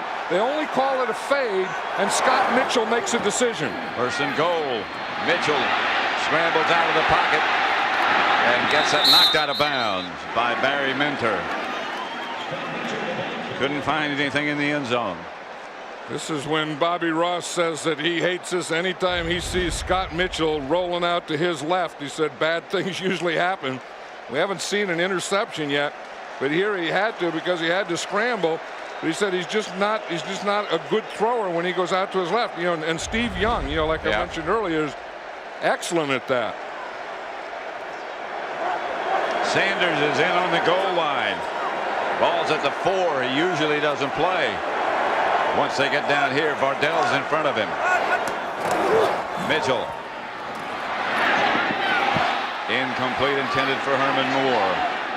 Yeah, this isn't a bad area here for Barry Sanders at the 4-yard line, because teams usually don't go to a goal line defense until they get to the 2-yard line. So at the 4-yard line, you still have them playing normal defense, and this isn't a bad Barry Sanders area. Where they don't like Barry Sanders is when they get down to the 2-yard line and in. Would you guess he gets the ball this time? I would give it to him. Yep. 3rd and goal at the 4. I would have given it to him on 2nd down, though, too. He doesn't get the ball.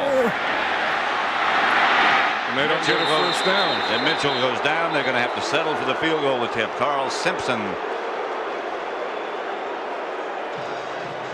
Yeah, that's good defense by the Bears and good coverage. There's just nothing open there because They're holding up there, and they have good coverage downfield. Mitchell, when he comes up to pass and doesn't see anything, he takes his eyes off his receivers and looks down at his rushers. So Jason Hansen, who's made one already today. This one's from 29 yards out. Hansen, one of the better kickers, with a lot of power. He ties the score. So it's the Bears 20, the Lions 20. 20-20 tie at the Pontiac Silverdome. The Bears and the Lions on Thanksgiving Day. A tradition since 1934. They obviously didn't play here in 1934. Well, they played here in Detroit. Yeah. Not here in this stadium. Well, they were in Pontiac. They played in Detroit at the University of Detroit.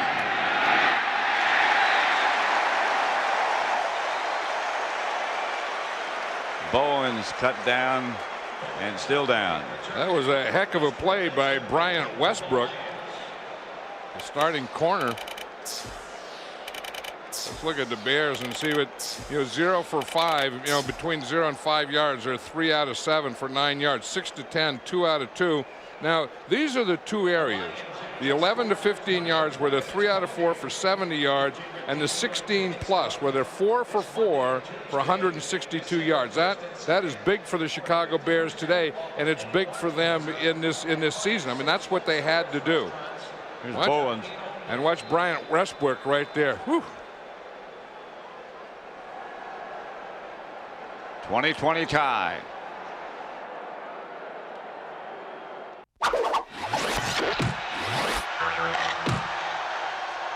Eric Kramer, when he was a Lion, joined by Jerry Ball as the turkey leg winners in 1991. Eric Kramer as a Chicago Bear gives to Raymond Harris.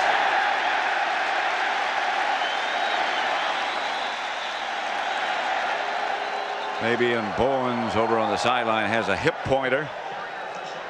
Yeah, that was on the kickoff return. Bryant Westbrook came flying down the field, and it looks like he just hit him right on the hip in the tackle. His return, they say, is questionable. I don't think he'll be back. That could be very painful. It's one of those things, those hip pointers, where no matter what part of your body you move, it hurts right there, and sneezing and coughing, and sometimes it even hurts to talk. 2nd and 10. Eric Kramer. Pass is dropped by Ryan Wetnight. I'll tell you one thing, they're taking care of this Bear offensive line, are handling Mike Wells and Luther Ellis now. In fact, Ellis on that one tried a spinner, and they just stayed right with him. I mean, just watch. This is what a spinner looks like.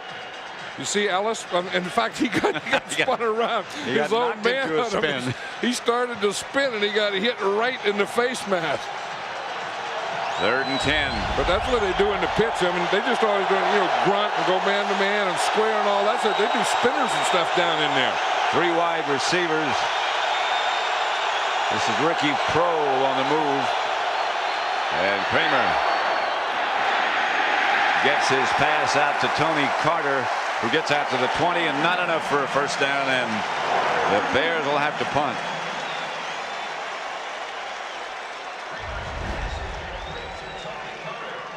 Anytime you get a 3rd and long, this is Luther Ellis again, you know there's going to be a pass, so you're working pass rush all the way.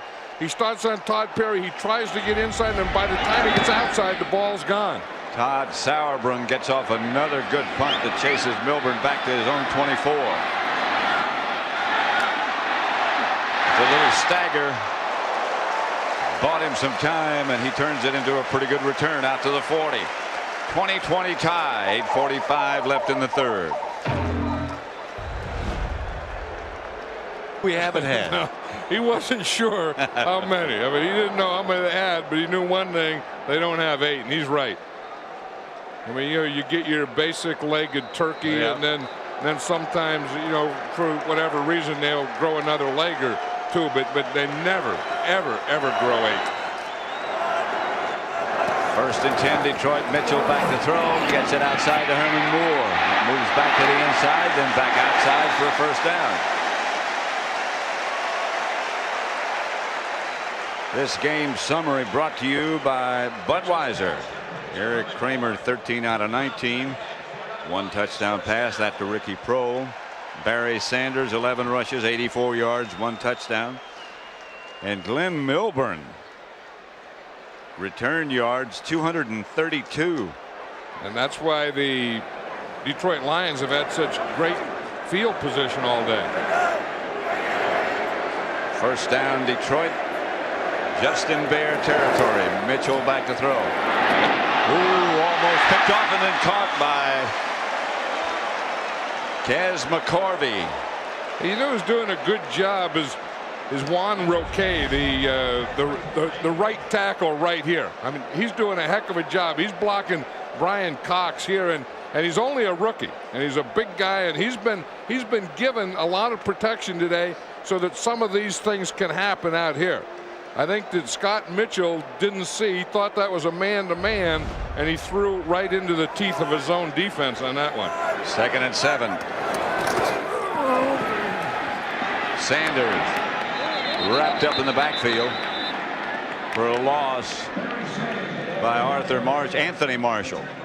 I was really impressed with Juan Roque yesterday when I saw him. You know, standing out on the sideline here in practice. I was standing behind him, and I don't know that I've ever seen an offensive lineman that big. I mean, he's like 6'8", 320 pounds, and just a big guy. I mean, I've seen. I guess I have seen guys that big, but it just seemed like standing behind him that this is one of the biggest guys I've ever seen in my life. Their 2nd round draft choice.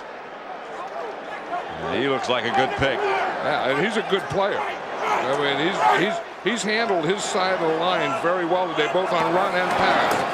Bear blitz coming. Mitchell going deep. Got a man wide open. Johnny Morton from Scott Mitchell. He just pulled away from the pack. They may not let Johnny Martin up. Oh, J-Mo catches that one and goes down, and you can't even find him anymore. He's going to start from the outside, and you watch this Bear defense. See, they have to get someone deep in the middle, and when they don't have anyone deep in the middle, and again, that's because of Barry Sanders. Here's Johnny Morton. He's the outside guy. He goes by in the post. There's no one deep. John Mangum isn't there deep. There's no one deep. He runs right by Walt Harris. Mangum is up again. They're worried about Barry Sanders. I'm sure that's why they're up there shallow. Then you can get that deep post in behind him. Extra point is good. But no matter how you play, you have to have someone deep in the middle, or they are going to get the post. Johnny Morton, the 3rd straight Thanksgiving game he has scored. Neutrogena T-Gel Dandruff Shampoo. Recommended #1 by dermatologists. It works. Handles any type of dandruff.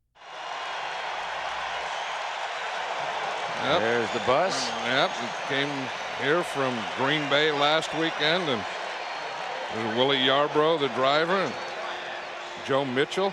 And the turkey. There's the turkey. 1, 2, Low 3, and 4, 5, 6 legs. Yeah, well, 1, 2, 3. Then you got 4, 5, 6, 7. That's a leg around there? No, I just put one in. I mean, if you're going to do something, you can do anything you want to do. That's a fork and some dressing. Well, and I don't want that one. Nah. I want to get rid of those grapes underneath, too. Yeah, that's the first thing you do. You know, they call that stuff garnish. First thing you do on Thanksgiving is throw all garnish away. Tyrone Hughes gets it out. A good return by Tyrone Hughes outside the 30-33. Let's watch the touchdown again. You know, we always talk about Barry Sanders and how well he runs, but if you're going to be back here, you have to be able to block. Watch the block that he gets. We're talking about Juan Roque. Watch the block that he gets on Cox. Now, these things have to happen to give Mitchell time. And he's going to come back there and have time. Mangum has to get deep in the middle. He is held right there. You see, when he's held there, then Johnny Morton is able to get in behind him because he has already gotten beyond the right corner, Walt Harris. 1st and 10 at their own 34 for the Bears. The Lions now ahead by 7. Kramer behind Tony Carter for McDonald's game break. Let's again return to James Brown at the Fox Television Center in Hollywood. Hey, Pat, here's one of Madden's all-time defensive greats, the multi-dimensional talent known as Lawrence Taylor, not only terrorizing with his tackling ability, good hands as well as he returns this interception 97 yards for a score that helped the Giants to upend Detroit back on Thanksgiving Day 1982. Back to Pat and John. I do remember that. That's when I knew that a defensive player could dominate a football game because he did in that game. 2nd and 10, Raymond Harris. A couple of yards and that's all. Mike Wells made the stop. Raymond Harris was saying his right thumb is bad, the ribs on his right side, the right hip, the right shoulder. shoulder. In fact, he had surgery and he has a plate in his right shoulder, and he said, well, it's really not the plate. He said it's right around the plate. The plate part of it's okay. Good spot for some garnish. But it's hard for a running back. You know, it takes so many hits in a football game to get ready to play and be fresh on a short week like this. 3rd and about 8. Here comes the blitz. You saw Kramer pointing to it. The ball's loose. Looks like Detroit recovered. Yes, they did.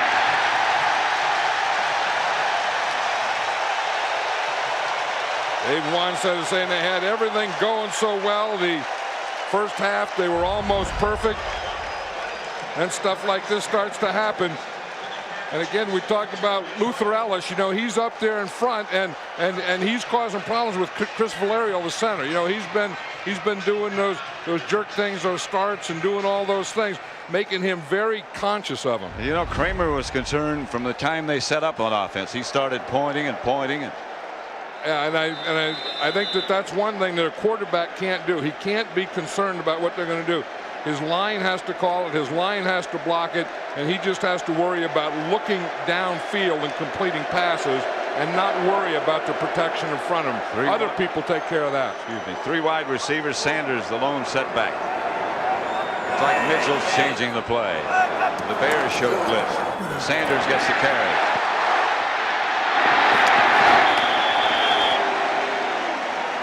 To the 25. Marlon Forbes took him out of bounds. Yeah, we have our turkey up here and our turkey leg up here, and I don't know that Barry Sanders would want it because he says he has 40 people here today, and I said, well, who's going to cook the Thanksgiving meal? And he said he doesn't know who, but he said he's sure that someone would. His sisters were baking pies yesterday. We got to send out for some more legs if we're going to feed 40 people. Well, no, just Barry Sanders. But you see the block on Juan Roque on that? I mean, he just took his guy and knocked him right to the outside, and that made a big hole there for Barry Sanders. Sanders again. Shakes another. Barry Sanders touchdown, his 2nd of the day. It's amazing. Just amazing. And he's the most unaffected guy by it. He just hands the ball to the official and goes back. Barry Sanders is the most respected player in the National Football League. Why? I mean, guys just miss him. But, I mean, he sees everything. He knows what everyone's doing. He had a straight arm there on Marty Carter. And watch how he waits there. There's patience. He waits to get a block, let his blockers for him, and then take it into the end zone. Well, he's broken all kinds of records. Set or tied today, the 5th 1,500-yard plus straight rushing season. 11 straight 100-yard games. That breaks Marcus Allen's record. There may have been a better runner, but I have never seen him. You just stand or sit and watch and marvel.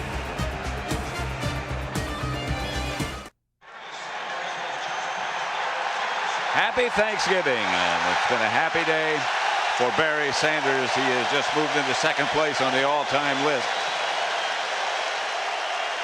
ahead of Eric Dickerson and just behind the great Walter Payton.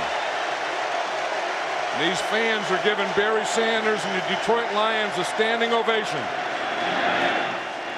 Tyrone Hughes with some room, and Hughes has only the kicker to beat. He slowed him down enough. Jason Hansen got an arm on him and slowed him down enough to keep him from going all the way. You know, we talk about Barry Sanders and we saw the vision and the way he looks at things in straight arms, but just watch his feet.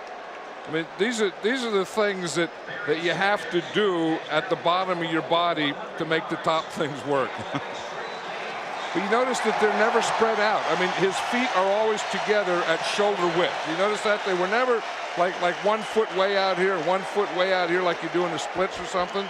They were always shoulder width. 58-yard return by Tyrone Hughes puts the Bears as they fumble the exchange again. Yeah, that was John Allred too. He moved on that one, so that's going to be a penalty against the Bears. But watch how he knows right here where he has his patience. And he knows right here that he has a blocker coming here in Herman Moore. And he just waits right there, and then boom! Herman Moore wipes out his guy, and Barry Sanders can just step in the end zone. But, you know, he not only knows where the tacklers are and who he has to beat his tacklers, but also where his blockers are coming from, and he can set them up. The previous play, or the play they had the flag on, was a false start against Allred, so it's 1st and 15. Kramer outside behind Chris Penn. That's about the first inaccurate throw for Eric Kramer all day. Yeah, and again now being down, they're going to have to go to work, I think, like they started out the game and try and get some of those deep things, because I still think they can do it. I mean, I still think that they can work out here on Kevin Abrams. The thing that they started on is still there. Well, let's see where Ricky Prohl goes. This time Penn comes left and Conway is to the right. 2nd and 15. Prohl's not in the game. There's Kramer for Conway. A little too far. Yeah, they're not really handling the pass rush now, and they could get some things open. They could get some things open deep, but to do that, your quarterback has to have time. And if they don't get Luther Ellis blocked again, then the quarterback is going to start getting up looking out his ear hole every play. 3rd and 15, 4:53 left to play in the 3rd quarter. Detroit 34, Chicago 20. Eric Kramer, 3rd and 15. They're 2 out of 9 on 3rd down. 3 wide receivers. Prohl's in the slot left. Kramer just has to fire it to avoid the blitz and the sack. Ellis and Scroggins put the heat on. Yeah, here's Scroggins here. Here's Ellis in here. You're going to see the blitz coming. No one blocks Ellis. I mean, you know, they slide out. Now you would think that they would know who 94 blue is. And you'd think that, you know, you'd get Luther and say, let me get him. And if someone else is going to come, let him come from the outside. But let's not let Luther Ellis be unblocked. Melbourne signals fair catch. Luther Ellis is having a heck of a game. I mean, you know, last week we did the Green Bay Packers, and we talked about their dominance inside, and you have to be able to get those guys blocked, and it's the same thing here today. Mitchell to Morton. Outside the 20, and a flag comes flying in. 2 flags come flying in. It would indicate face mask. Ryan Cox better watch out. That's what he got in trouble for last week, talking to an official. Said he wasn't going to do that.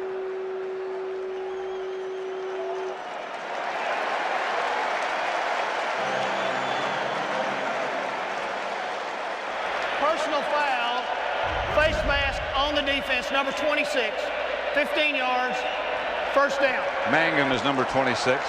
Yeah, and it's going to come right there. You see John Mangum as a free safety, and as he comes in, he grabs Johnny Morton's face mask.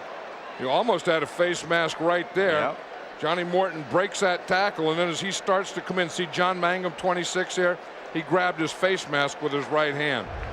Those are things that are tough. I mean, those aren't penalties that you try and do. You're just trying to tackle anything that you can, and once in a while you'll just end up grabbing a face mask. Mitchell drops on first down, goes deep for Morton.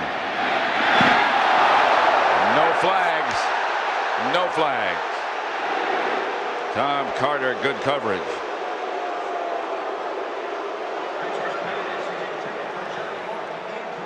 Don't forget, coming up on Fox this Sunday, 49ers and the Chiefs, where John and I will be. Saints and the Panthers, the Rams, Redskins, Buccaneers against the Giants. That's a big one. Atlanta Falcons against Seattle. We'll be at Arrowhead in Kansas City. Nothing doing for Barry Sanders this time.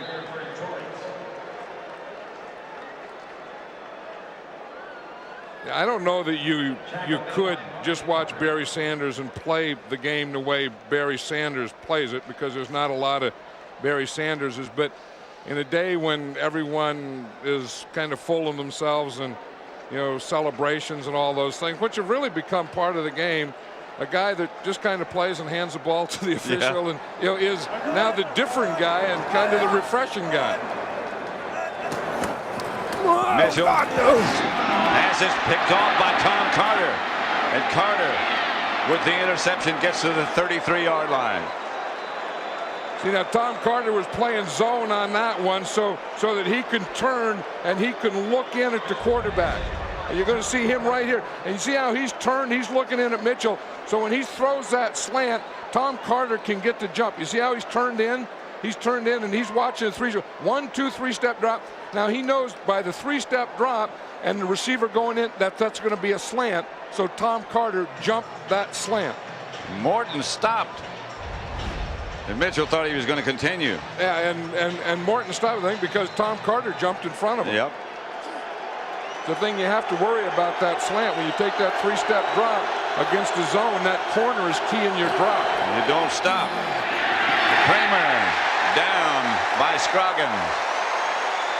And Porcher from the other side. Yep, that was both ends there. Eric Kramer did a good job of just holding on to that ball. His pass protection has really fallen apart. I mean, they're not only having the problems inside that we just showed, but now they're having the problems with those two defensive ends. And you see that even the receivers see that it's a sack. I mean, there's nothing that he could do, because even if a receiver were open, he's on his back. And you see, here's where it comes from. It comes from the both ends on this one. See, and they both get to Kramer at about the same time. Like I said, he was lucky that that ball didn't pop out of there. Very fortunate. Second down, about 12.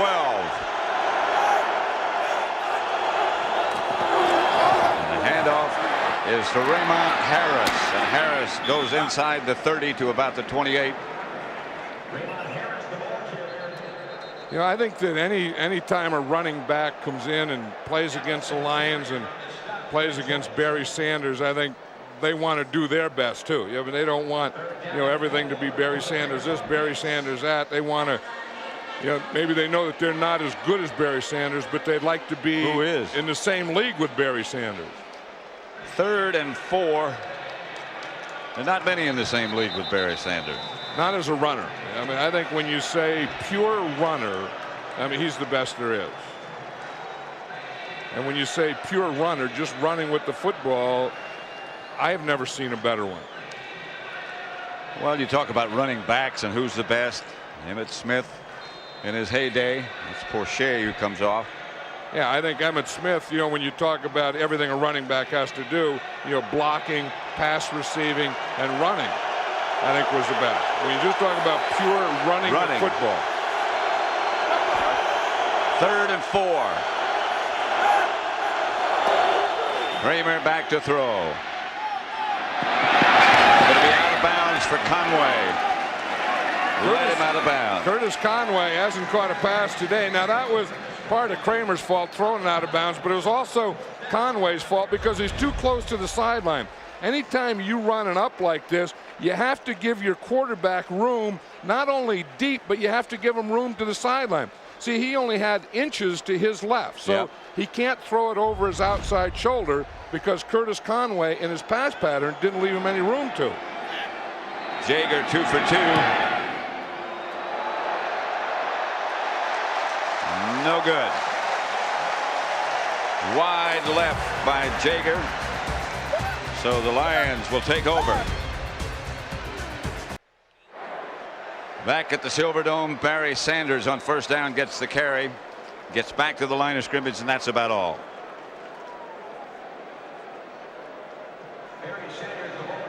Still working on Robert Porcher over there. You know, one of the things, the first time I watched a Detroit film, you know, we did a game earlier against the Giants, and then when I came back, the first thing I saw on film that I said, you know, the thing that's really improved about this Lion team is their defense generally, and specifically their defensive line.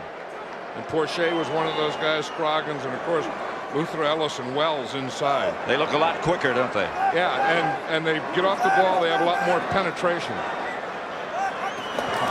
Mitchell back to throw. He has Norton. And I'm not sure if he was in bounds or not. Incomplete. I think they say J-Mo was out of bounds. He got the knees down, but not the feet. Watch him again. Now he does give himself room here. You see, it's an adjustment. He was going to run a short pattern or a hook, and then he saw the coverage, and he just ran up the field. Well, he didn't even catch the ball. No. So it didn't make any difference if he had any feet or knees or anything in. Well, he did catch the ball. Yeah. So it does make any difference if he had, but he didn't have his feet in. No. 3rd and 10, 3 wide receivers. Mitchell gives to Sanders. And Barry Sanders comes out of the pack.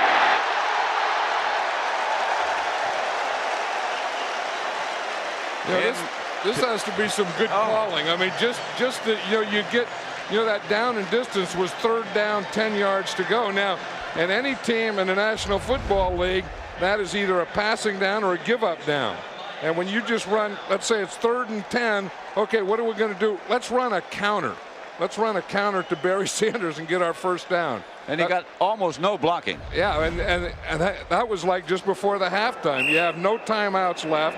You have a play you can run. What are you going to run? You run a draw to Barry Sanders, and he gets you a touchdown. No wonder Chicago's taking a touchdown. They're completely frustrated, I think, with Barry Sanders. We spoke to Barry Sanders about the impact his mother and father had on him. What I am has everything to do with you know, the kind of example that my parents set, and just being 2 hardworking people that you know, love, you know, all their kids. I had, you know, there's 11 kids in my family, and they every decision that they made, I think they made in the interest of us. Well, today, if they're part of the party of 40 that's here, we should be very proud of what they did and what he is. And I think anytime you're a part of a family of 11 kids, you grow up having to be able to get around. Rivers at the deep back. Here's Mitchell back to throw it. Gets it to Moore. Herman Moore gets close to first down yardage. Walt Harris made the stop. Yeah, we're talking about Ron Roguet here, and you just see how, you know, I mean, he's so big and so strong, and he has good feet. I mean, his feet are in good position, and he just has good arm extension. He gets his hands out there and gets his guy stopped initially, and then just rides them and passes them off right beyond the quarterback.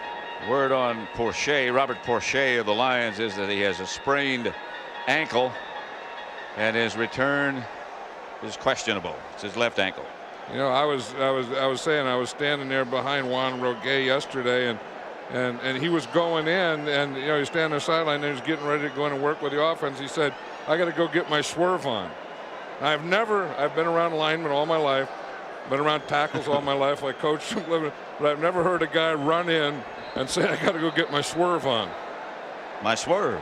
I got to go get my swerve on. You know what that means? No. Well, I mean, I got to go get my stuff done. I got to, you know, start getting my stuff out there, my moves and stuff. I got to start getting my package together. That's your swerve. It's a big package. Well, I mean, that's the thing. I mean, you know, like after the game, we'll go and we'll get our swerve on with the turkey. That's the end of the third quarter with the score. Detroit 34. Chicago 20. This Fox NFL special will continue after these messages and a word from your local Fox station. Glad you dropped in for the holiday.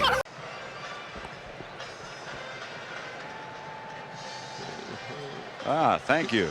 Our director, Sandy Grossman. To his right, Bob Stenner.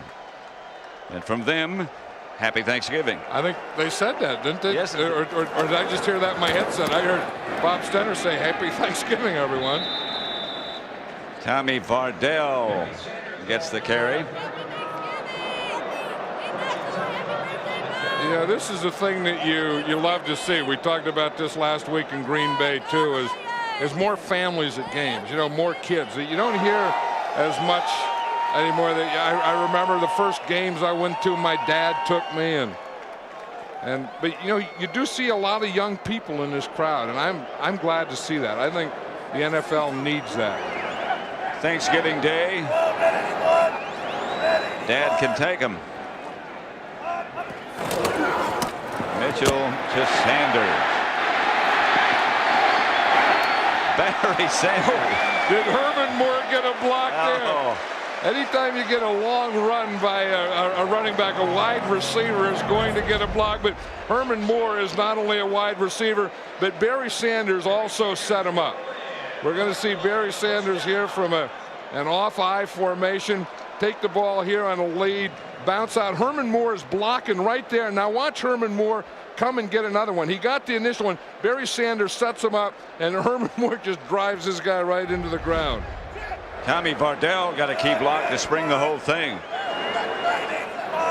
34-20. The Lions lead, and here's Sanders again. Sanders will score his third of the day.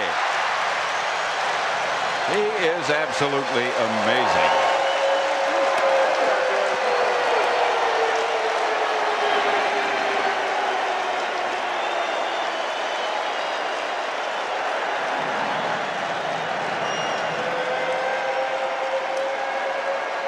And he keeps getting better. That's hard to imagine. The Barry Sanders show. See, here he is back here. We talk about that. Here's your fullback lead right here. And it's going to be a draw play. They try and get the line to come up on a draw, but he just makes guys miss. I mean, he gets them, and he gets them to stop their feet, and he doesn't stop his feet. I mean, there's a lot of keys to Barry Sanders, but one of the keys is he makes you stop your feet, and his feet don't stop. Watch that skip right there. Yeah, and watch him. You see how he just gets guys to plant? Every guy in the National Football League, the thing they worry about, Barry Sanders and Mark Mann, everyone's going after him. And the thing they worry about is they don't want to be in any of his commercials.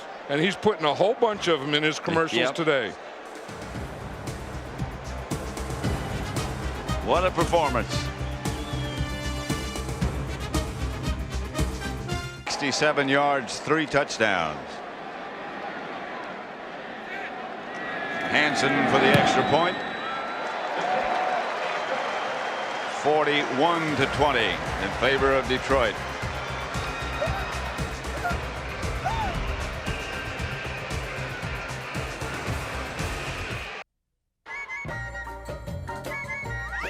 Something like a little beep or something. Bark, bark, bark. Click, click. Bark, bark.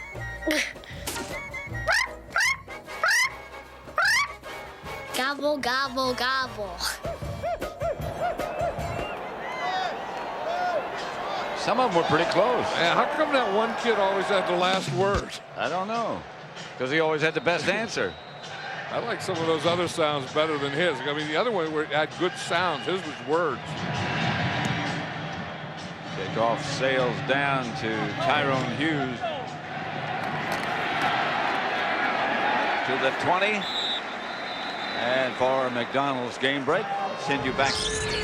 to James Brown at the Fox Television Center in Hollywood. Pat, coming up on Fox NFL Sunday, Pam Oliver checks in with Andre Rison, an outstanding receiver having an outstanding season. And Mother Barbara, who does she root for when Tiki and Rondé, identical twins, face each other for the first time? And the secret life of an NFL cheerleader. Some of director Sandy Grossman's best shots coming up. Fox NFL Sunday. Pat, I will diplomatically hand it back off to you. Sandy Grossman has not discussed those shots with us. 41-20. Detroit leads the Bears.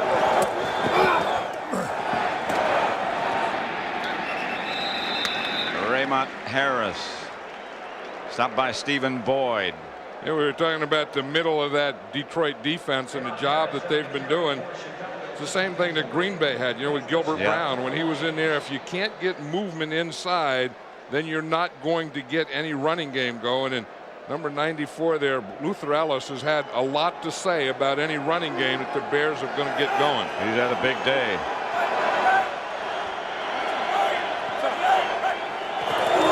Kramer to the outside, incomplete, intended for Chris Penn. This game's presented by authority of the National Football League, is intended for the private use of our audience. Any rebroadcast or other use of this telecast without the express written consent of the Detroit Lions and the NFL is prohibited. Yeah, I was talking about Luther Ellis, and one of the things that impressed me yesterday, I was in the Detroit locker room, and there was a sign up there and said, anyone that doesn't have a place to go for Thanksgiving dinner can come to Luther's house.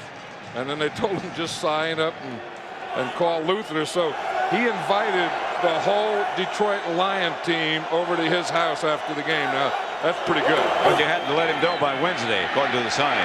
Kramer, Chase. And that's a legitimate request. Yeah, because he has to know how much stuff to get. I mean, you don't want, because the guys that are going to come are going to be big old leaders. I mean, you don't get too many guys in this league that aren't big old leaders. Hasn't been a good second half. Well, the Bears haven't had a first down in the second half. God bless Luther, the sack man, and the food man.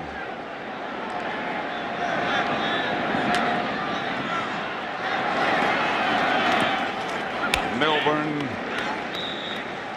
another straight ahead, pretty good return. 12:23 left to play. Detroit 41, the Bears 20. Again, a happy Thanksgiving.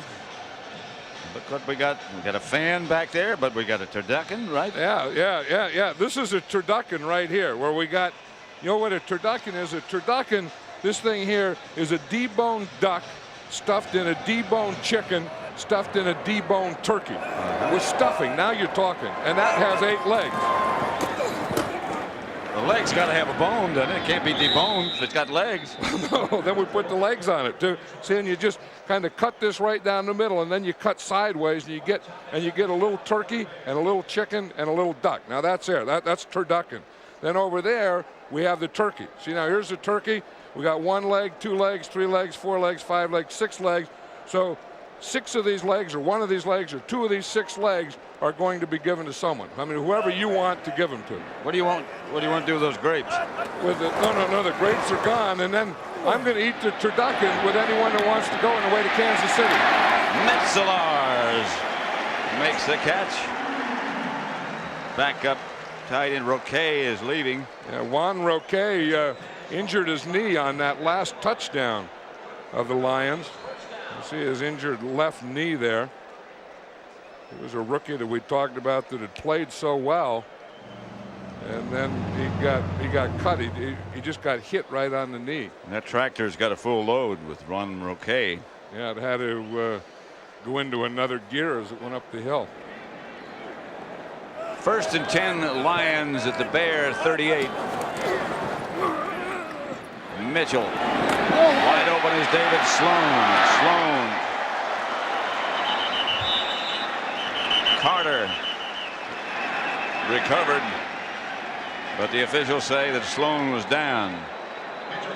Yeah, it was good to see old Metzlars catch a pass there, and a 16-year veteran out of Wabash College. brings his kids to practice, and his kids are like teenagers now. And yeah, I mean, a real old veteran. I mean, that's an old veteran who's been around, played for a long time. I asked him the other day, how much longer he was going to play, and he says, "How many more games we have left this year?" This is Rivers. He's into the end zone. Well, that's a play that's been good to the Lions today. Well, the offensive line of the Lions is worn them down, and Barry Sanders has really worn them down. And now it's pretty easy pickings for the running game in the Detroit Lions. 10:34 left to play. And Rivers just runs that same play. It's a lead. They get in the I formation and lead. You just get that fullback lead in there, and then you pick a hole. I mean, you can follow your lead. You can bounce off your lead. You can cut it all the way back. And that's been a play that's been great all day for the Lions. Of course, Barry Sanders would make any play great all day for the Lions. This would make it 48-20. A Lion lead over the Bears. And the Lions keep their playoff hopes alive. After today, they'll be 7-6. 48-20.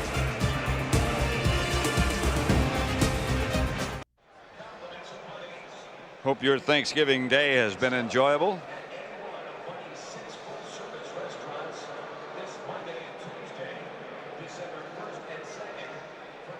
There's a how about this group? There. Yeah. Yeah, they're all working. They got a front load and a back load. Old Fran Morrison in there. Old Junkyard behind them. Can't beat that group.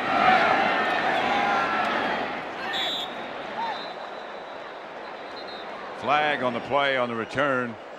Tyrone Hughes. Yeah, I want to see that group again that we just showed up there. Can you believe that? That group gets things up. That picture we just have. I don't know. What did we do? Lose it? Did it go into the millennium or something? Another look? Yeah. Just a look. This is really where it starts. I mean, here's old Charles McDonald right here. But what happens is this here is the F and Fox. I mean, this is where it all starts. I mean, you got your McDonald's, your Schwabes, your Fran Morrisons, you got your Junkyards. Junkyard doesn't even get a seat. Margaret and Ron McGuggins, old Stretch up there, standing up. Everyone trying to get into the picture. Bob there, he's looking on. But that's the F and Fox. If it weren't for those people, I don't think we'd ever get on the air, huh? What about the other two letters, the Ox and Fox? Well, then Ox is some other guys. Yeah. Then no one feels slighted. So how come you didn't say I was an F? Because you're an O or an X. Today's game is being produced, by the way, by Bob Stenner and directed by Sandy Grossman. The associate director is Mike Roig, the broadcast associates. You were just mentioning Fran Morrison, Charles McDonald. Technical producer is Bob Mueller. Stage manager is Rich Nelson. Studio produced by Scott Ackerson, directed by Bob Levy. Senior producers Bill Brown. Executive producers of Fox Sports are Ed Gorin and David Hill. New quarterback, and in the booth with us, of course, on the defense, number 24. Wayne Fiddleman. First down. And Rick Odioso. Yesterday Dave Wanstead had said that he wanted to get Steve Stenstrom, his backup quarterback, into the game, and he even thought about doing it in the second quarter, but things were going so well for the Bears at that time, there's no way that he could bring his backup. He said, but somewhere this year I got to find out about Stenstrom. Find out if he's going to be just another third guy or if he's a guy who can come in and lead the team. Well, he's going to be a free agent, and Eric Kramer is going to be a free agent. So you have to know, do you do this? Is he a starter, or is he a backup, or do we even bring him back? And what's going to happen to Eric Kramer? There's our group. Where's Rich Nelson? Is he in there? There. He's back in here. Here's Rich Nelson back in here. So this is how you do. You just draw. Here's Rick, and here's Wayne, and there's you. There's you. You and you. And you. And Rick.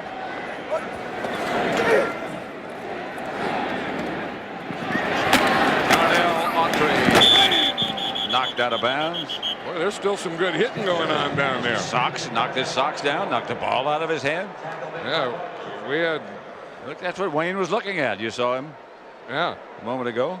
Yeah, you get your binoculars, and that's what your shot looks like. I think if you're going to look at Steve Stenstrom, I think he has to throw the ball. I mean, I don't think that you can just come in there and even though the game may be out of hand and time is against you, but if you really want to see him, I think you got to let him play a little. Even though it's kind of tough when you're down by 28 points. Say, hey, Steve, go on in there and get us 28 quickly. Well, here comes the throwing down. Autry's behind Stenstrom. Well, going to be another touchdown. Tracy Scroggins picked it off in the air, and the Lions go into the 50s. Robert Bailey. Bailey is going to come from the outside, and he is going to hit right here. Just as Stenstrom turns, Bailey hits him.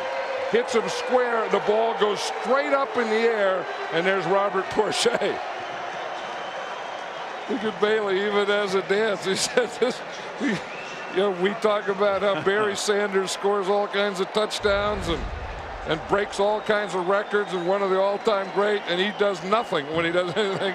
And then you get Bailey. He gets a sack and the ball up in the air, and he even has a dance. The extra point is good. That's the second career touchdown for Scroggins. 55-28, 58 left. Yep. The old Turkey's made its way to the sideline. Yeah, we had it in the bus when we started today, and then we brought it in the booth with us. Still got the garnish. And now it's down in the sideline. Yeah, I guess they didn't get my word. Willie Yarbrough on the left, Joe Mitchell on the right. This turkey leg award has come a long way. Remember when we first did it, we didn't even have our own table. Now we have a table for it. Yeah, watch out, you better watch out. Willie Yarbrough. Someone better stand around. Someone may spin on it. He had a yearning look. Whoa, look. There's Willie. That's where we come a long way. We have security now. Yeah. The security camera. Keep an eye. Keep an eye on that turkey with 6 legs. 3. Garnish is gone from this side, but it's still on the other side. Look at these grapes here. What the heck are those doing? Told them to get rid of those. But see, it has security. The turkey has security, but I'd watch those people up above it, wouldn't you? Yeah, I think so. Hughes in the end zone. 55-20. The Lions over the Bears. And this has to be tough for Dave Wannstedt. I think this whole year has been tough for Dave and his coaching staff. They've tried everything that they could think of, and nothing has worked. They've only won 2 games, and you have a lot of decisions at the end of the season, and you can't really stay with the same program because the program that you have now has proven that it doesn't work. Well, they beat a good team last week. They beat Tampa Bay last week. Yeah, and then they had a good first half here today, but you can just, they just don't have enough speed on offense, and they just don't have enough players. They don't have a dominant player in the front 7. Really hard to win in this league.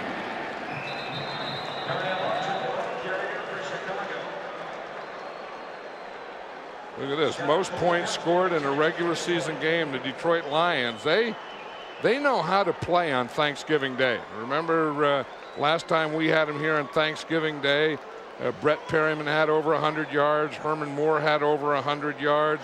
Johnny Morton had over 100 yards. Barry Sanders had over 100 yards. Scott Mitchell threw for over 400. The backup quarterback, Steve Stenstrom.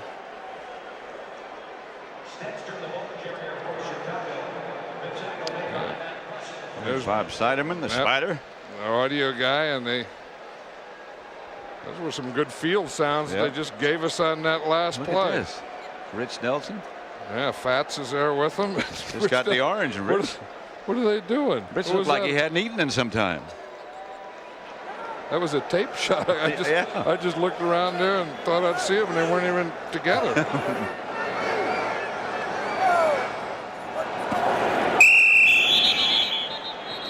Flags come flying as old Mark Spindler was the first guy. He started again.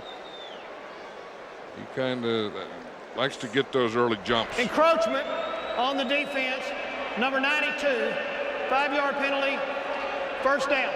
Mark Spindler, 55 points, the most points the Bears have ever allowed. Previous was 53. And 55 points, the most points ever for the Lions in a regular season game. They scored 59 in a championship game against the Browns in 1957. And I think when you have a year like the Chicago Bears are having, only having won 2 games, I think those kinds of things are going to happen to you. Pass incomplete, intended for Ricky Prohl, who got off to such a sensational start. Barry Sanders, you think he's through for the day? I think when you start taking your clothes off, you're through. You know, I mean, you can't play in this league without socks. I mean, that's one thing, the uniform code, you have to have the socks on. And Barry is going someplace.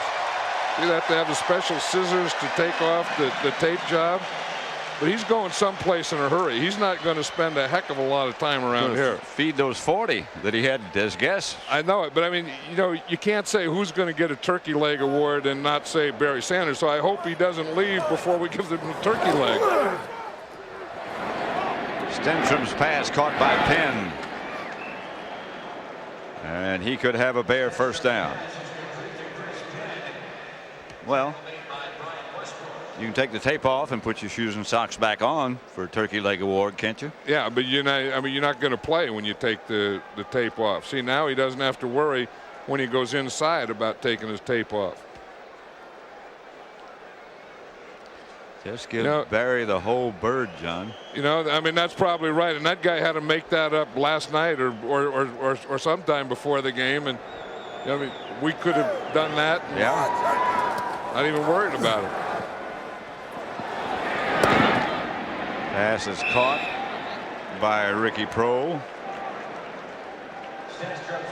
You know, getting back to the Bears and the decisions that they have to make, you know, is what are they going to do with Dave Wannstedt? I think Dave Wannstedt is a heck of a coach. And well, he has a contract. And yeah, but I mean, are they going to honor the contract or are they going to let him go? I think they keep him. I mean, I think that the problem with the Bears to me is not Dave Wannstedt.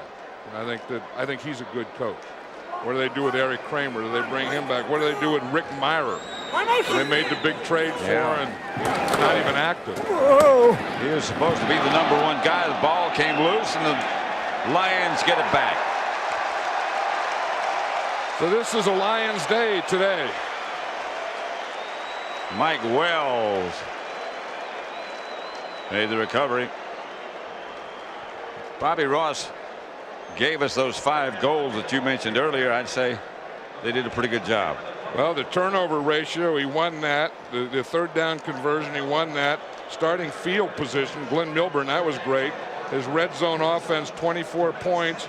And then the only thing is the penalties. He has 2 more than the Bears. But when you get those other 4 as dominantly as you did. 2 less yards in penalties than the Bears. Yeah, so if it is yardage, then he won all 5. Rivers.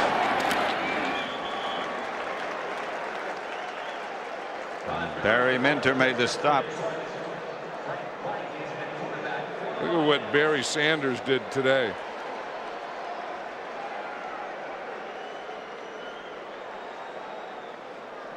We'll look at it in a second.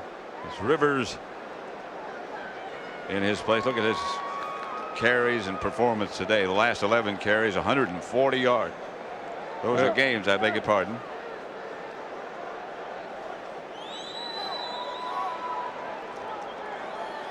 Remember, he got off to a very slow start. Well, in the first couple of games, he didn't do anything, and that was what Bobby Ross says, that, you know, that we weren't patient. I mean, look and say we didn't give Barry Sanders the ball enough, and now he has someone checking all the time. How many carries does Barry have? Because he never wants one of those games where he comes out after and someone says Barry Sanders only handled the ball 10 times. He said he wants him to handle the ball 25 times, and he's never going to get away from him, and he's always going to be patient with him. And you can see that after, and that was after the second game, and then after that, then boom, I mean, just things went, and Barry Sanders became Barry Sanders again. But it took Bobby Ross and his staff a couple of games to adjust. 3rd and 1, 4:20 left to play.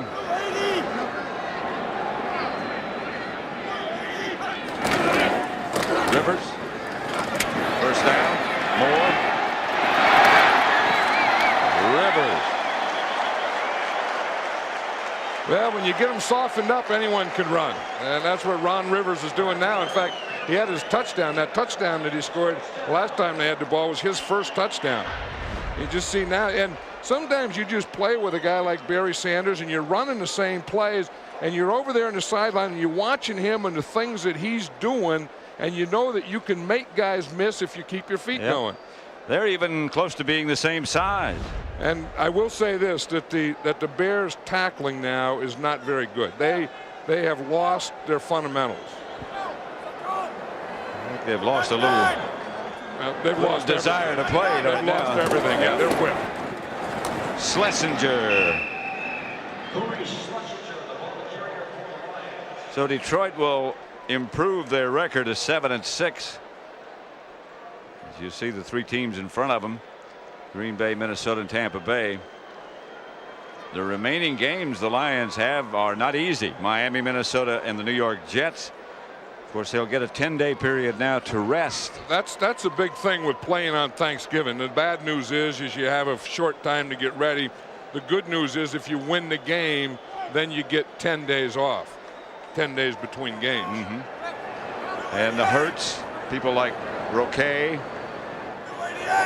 have an extra couple of 3 days to heal. This is Schlesinger inside the 15, or about to the 15, I should say. Yeah, a lot of arguments about whether it's an advantage or disadvantage to play on Thanksgiving Day, both in Dallas and here. The teams that get it every year become accustomed to it. It becomes something they look forward to a little bit. The teams that have to travel to come here don't like it so much. I think it's an advantage. I think, you know, it's an advantage if you have it and you're playing every year. You're doing it every year because you not only, as you said, the advantage to know how to do it, but it's a home game. So you're home, you know how to do it, and the other guy has to travel and doesn't know how to do it. 2 minutes left. The Lions will win 3 consecutive games for the first time since last year.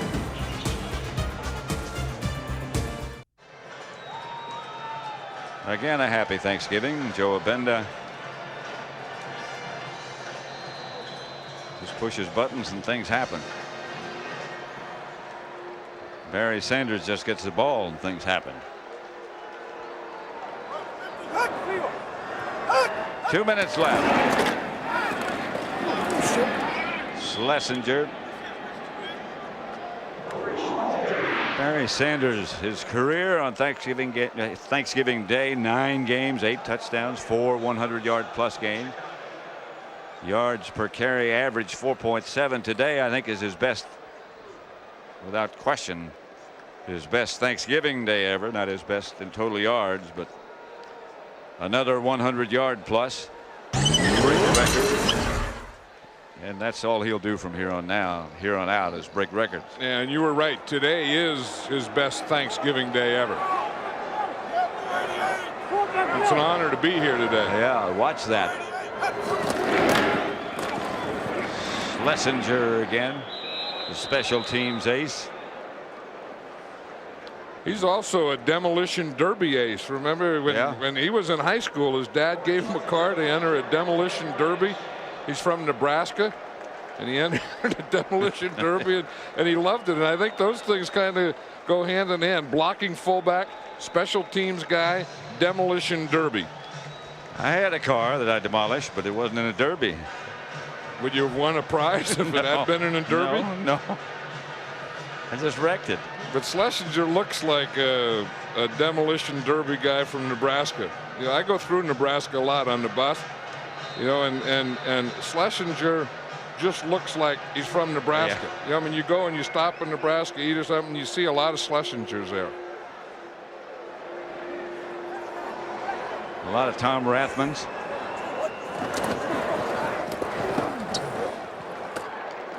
Just over a minute as Darnell Autry gets the carry. But don't leave us, because we got to give out those turkey legs, don't forget. Become a very cherished award.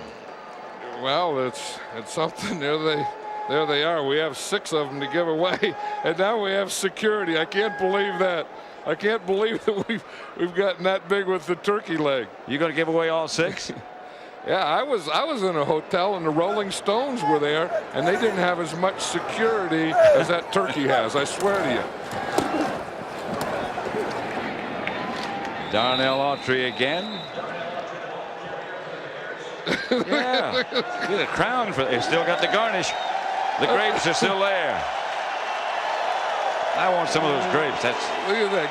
People taking pictures of it and everything. And there's Dave Wannstedt. A terrible day for him. A great day for Barry Sanders and the Detroit Lions. Bobby Ross.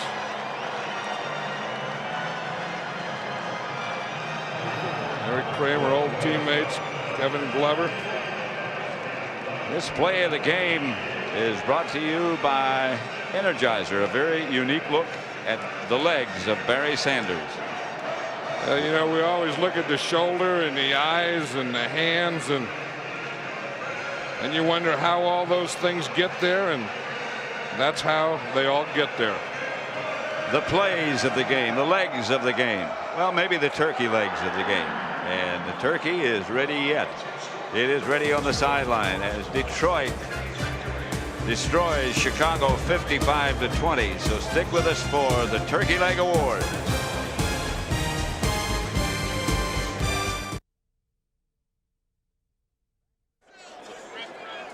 Back at the Silverdome, Detroit 55, Chicago 20. And the winners of the turkey legs have enjoyed they're enjoying the ceremonies on the sidelines already. So Barry Sanders on your right, Johnny Morton in the middle, Luther Ellis, defensive tackle, who had such an outstanding day. And John Madden, you're the sort of the guru of the turkey, so go ahead. Well, first of all, congratulations to everyone. And Barry, what a special day for you. Did you have any feeling that this was going to happen today? Well, no, I had no idea. The last couple of weeks, we played very well offensively and really as a team. And so we're developing a lot of confidence. And Coach, we've learned a lot from our 6 losses, and we showed that today. I'll tell you, you're sure a lot of fun to watch. Hey, Johnny, why don't you just take over and give him a turkey leg? Start giving them out down there. Well, I'm going to give one leg to the best running back in the history of the NFL, and that's Barry. He's very humble, but hey, he deserves it. You won't get any arguments about that. Thanks a lot. I guess as a running back, you can never have enough legs. So thanks a lot. All right, and one of the primetime defensive linemen on our team, Big Luther Ellis. And then Johnny, you got to take one for yourself. Okay. J-Mo. I love these. J-Mo. Favorite turkey. My favorite. Let's have a look at some of the highlights, and there were many, believe me, of today. The Barry Sanders runs today. Averaged 8.8 yards a carry. You guys talk about Johnny. Well, it's hard. It's kind of hard to explain Barry. He's an original, and of course you see guys flying around. Barry makes about 5 guys miss per play. He's the best in the business. John, I'm just glad he's on my side. Yes. Yeah, how'd you like that? Yeah, Luther, how'd you like to have to tackle him? No, I wouldn't care to. I don't think I could. But I'm just glad Barry's on our side. He is the greatest. I'm just thankful that he's on our team. You guys sure dominated there on defense, you know, especially in the second half. I don't think the Bears had a first down in the second half. Well, you know, we just felt we gave up those 2 big plays, a couple touchdowns that we shouldn't have, and we wanted to redeem ourselves. So Coach just really challenged us at halftime, say, can you guys play better than that? And that's all we were trying to do is come out and play hard. Well, you sure did play better than that. Johnny, how about the rest of the year? How do you guys look at the rest of the season? Well, we know we have to win out for a chance at the playoffs, and with these 2 guys next to me and the rest of the Lions, it's going to be hard to stop us. We're going to focus and try to take it all the way. How about the 10 days rest now? Is that an advantage for you guys? Thank you, Lord. Yeah, I think we need it because after today was a big war. It's a physical game. I think we need the rest. It's almost like a bye week. I'm sure Luther, Barry needs it. I need it for sure, and it's going to be a fun few days off. Let me just circle you here. I mean, they have Barry Sanders, Johnny Morton, Luther Ellis. to get the Turkey Leg Award. I'll tell you, up here in the booth, we're very, very proud to have you as a recipient. That's been Thank an you honor. for a great game. Congratulations. It's been an honor. Thank you. Appreciate it. I want to say hi to everybody. Take in that LA. bird in for your teammates. Circle around it. I will share Thanks, guys. Hey, LA. Thank you very much. Thank you. 55-20.